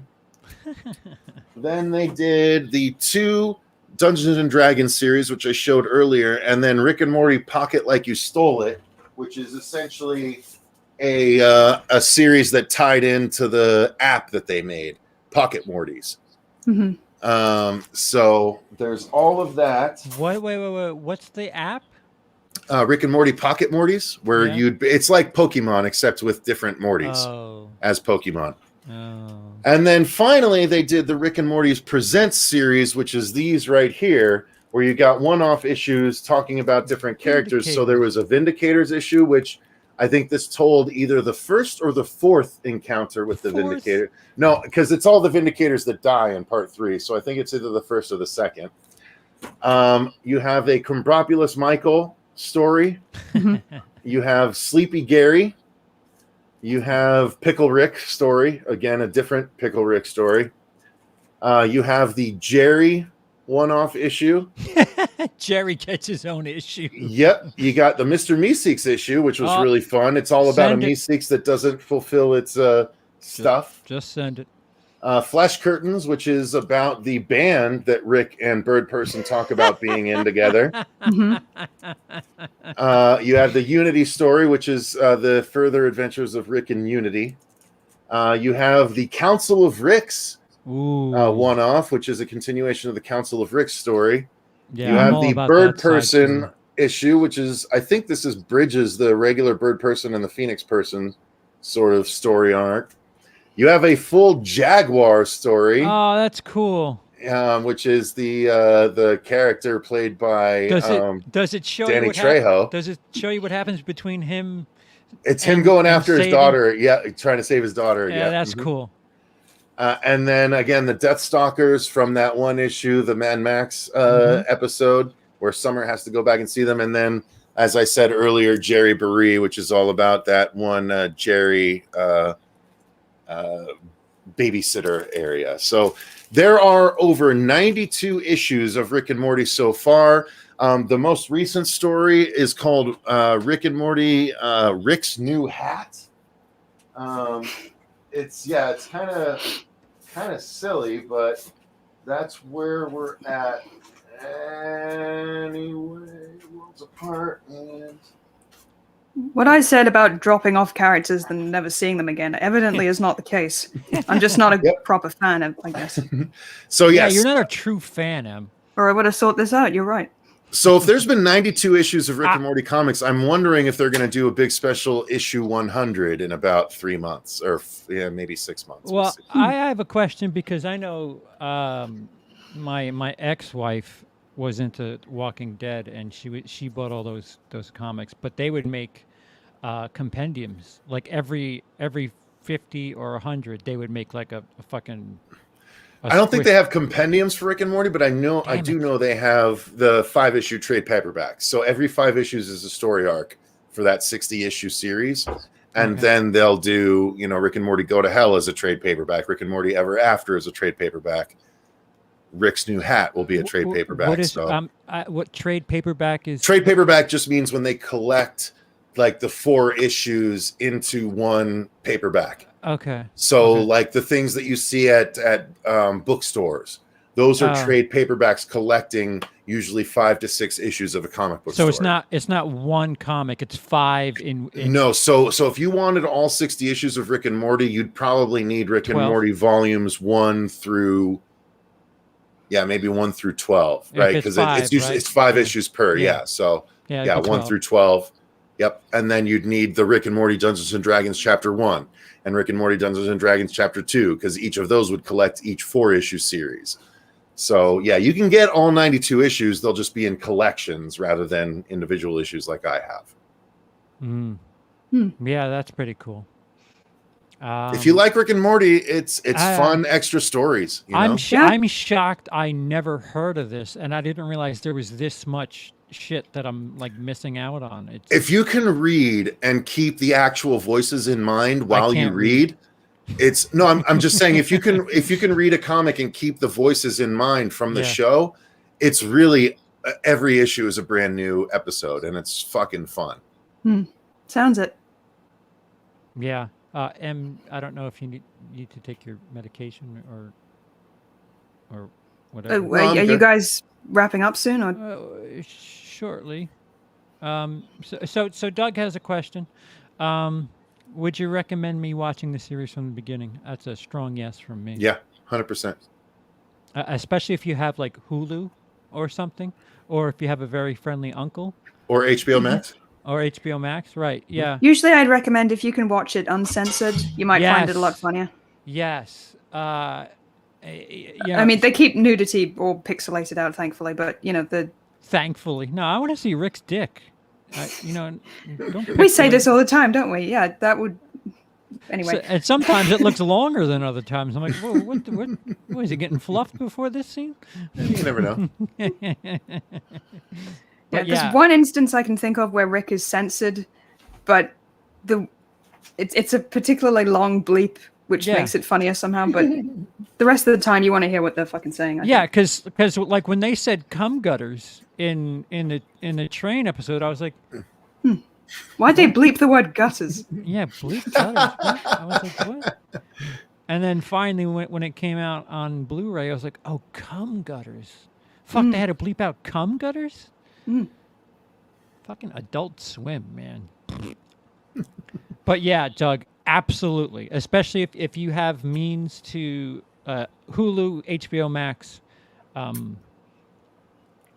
uncles who have other means. But yeah, uncensored, definitely. Uncensored. They did release a seasons 1 through 4 collection that you can get at Walmart as well.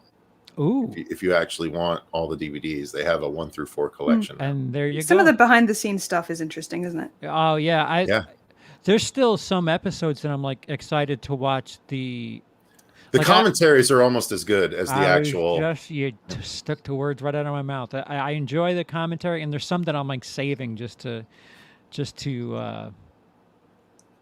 have fun with. Doug says, I'm assuming HBO Max, which I have, would be uncensored. Yes, yes. Jump all over that, Doug. Go ahead, Em. No, I can hold it. No, I have nothing to say. All I was going to say is there's a few supplementary bits and pieces around that you can find. On YouTube, there's a music video or two that was animated by the people. It's one of theirs. They do this. Sorry, I was going to say any Rick and Morty Adult Swim search on YouTube will bring a bunch of shorts that they've made in between seasons. It's Justin doing this court stenography thing as the characters. Yep. That's an interesting, nothing to do with the show, but it's Justin having fun with that one. That's not properly drawn out, though, isn't that? It's an animatic, I think. Yeah. It's like one stage up from storyboarding.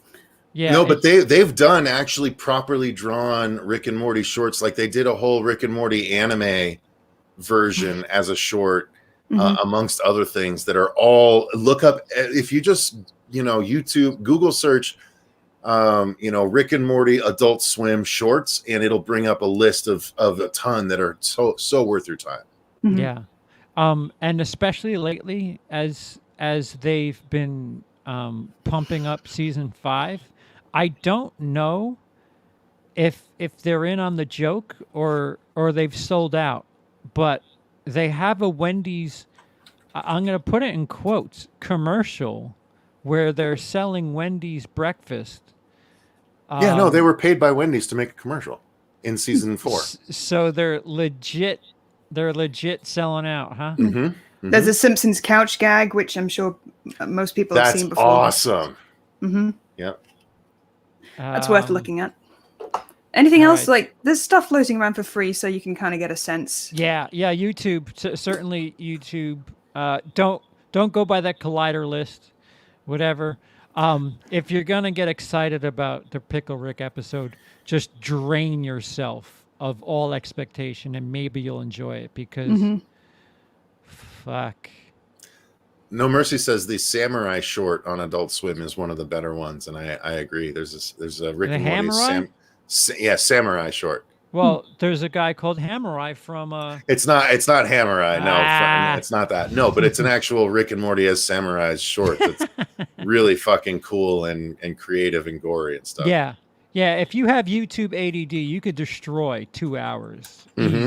Easy. All right, so that about does it. Thank you again to those of you who have watched live. What's up, Trevor? I'm just seeing you now. Thank you, Corey. Thank you, Doug. Thank you, No Mercy. Some thank you. Not really doing movie stuff today, Some I'll be back. We'll show business is Monday. I'll be on Twitch later if you want to go over there. Manhammer. Ben, didn't see you. Sorry. How are you? Aaron, I don't know if you're still watching. No, I didn't watch the College World Series. How about the Phoenix Suns, yo? Yeah. Did they killing it over here? We're starting the Western Conference Finals tomorrow. Yeah, 2 more rounds, right? If they win this round, they're in the finals. Fuck, I'll root for them. How about Phoenix versus Brooklyn for the whole thing? That'd be sexy, Rexy. All right, so thank you so much, guys. You guys are getting a different experience, I'll tell you that. If you want some reference points, I will have a produced version of this in the future with actual clips. So you'll see some sort of hybrid of what I wanted this to be, but I wanted it to also be done in time for season 5, which is tomorrow. Was not happening. So I figured the best of both worlds and a reason to talk to Cecil about it. And shit, little did I know that I was 100 issues of comics blind. Yeah, let me know if you want any high-res pics of any covers or anything for the produced episode. Yeah. I probably will, actually. Brooklyn lost today. They're out. Oh, all right. Well, someone go Phoenix. Talk to Fuego on Monday, and he'll I'm sure have a boner for Phoenix visible in the screen. So Cecil, what do you got coming up? Well, we have the horror show. We do it's down to 3 episodes a week now, with sometimes extra episodes, but we're trying to produce things more. We're actually throwing clips in the reviews and everything, but the biggest thing right now is our campaign. We have a finishing funds campaign for Dylan's New Nightmare, which that Freddy glove in the back is our glove for Dylan's New Nightmare. So that's a scary Terry glove. If you guys haven't contributed to that, feel free to check it out, or feel free to check us out on the horror show at the Horror Show channel on YouTube. Tons of great content and lots of collaborations with CP on there. So thank you, sir. Wait a minute. I'm just seeing now. What is that a poster of Meeseeks? Yeah. Oh my God. Where did you get that? So there's a guy. The color's gorgeous. We've interviewed on our channel. He actually did 2 other ones as well. Let me just grab them. They're just off camera here. 2 other prints. Jerry, oh God, I gotta remember his last name now. But he does some really cool prints. Does he do any video? Can I exchange editing for prints? So I got 3 of his prints because he's so good at what he does. Let's see if I can recognize his name from his signature, but I can't. I'll find out his name, but he also did this get Swifty, That's cool. which is really cool. He does stuff that is that's also like 3D light up and stuff like that. But this was my favorite, Peace Among Worlds. Beautiful. So yeah, Jerry Pesci. That's his name. Jerry Pesci is the Spelled artist. like Joe? Pesce, I believe. Yeah. Okay. But yeah, that Meeseeks one is definitely dope. He nailed that. Clutch. And like you would think it would just be blue, but it's some nice purples in there. It's nice. Yeah, definitely check out Jerry Pesci. I'm sure he's got even more Rick and Morty stuff at this point because these are all from like 3 years ago. And Rick, they would sell. He's the guy that goes to like all the Comic-Cons around the country.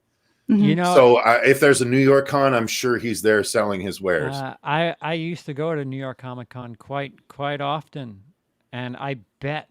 I mean, that's where that's where I got this Slave One painting. I wasn't watching Rick and Morty back then, and there was so much shit back then that I probably just walked right past that. Today I would have been like, oh, forget the painting, get that. Yeah, I had to line up my stuff. These are all things I got from cons, like the dude that just made Scary Terry Berries, just as a little mini cereal box. Why not make strawberry smiggles or eye holes? Yeah. See, and I had to get my little doggy, my little lawnmower dog here. So I've got I love the series so much. I can't help it. Yeah, I preach. I got my Kirkland Meeseeks. Nice with the shirt. That's great. All right. So, Siri's talking to somebody. I was like, who's that? What? Charles, is your Siri or your Cortana listening to you? No. Hello? Huh, weird. Anyway. Was it the Meeseeks? Is that a voice thing? All right. No, I don't think it's me.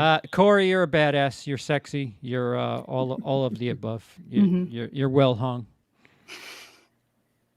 Amongst many other things. I've seen it. Voorhees cereal treats. All right, guys. So, thank you so much. And if you don't, I'll probably be on Twitch soonish. Otherwise, Monday night or Tuesday night, depends. Schedule's a little funky. For show business. And Cecil, you're what, tomorrow night on Horror Show? Yes. Well, we're not going to be doing live. So tomorrow we're actually putting up our prom night tier list. So we're going to be talking about all How many 6. are there? There's 6 of them. So we're doing a tier list ranking of all 6 prom night movies tomorrow. Wow. It's not far off of that. All right. Any last words, Cecil? I hope I make an impact before I die.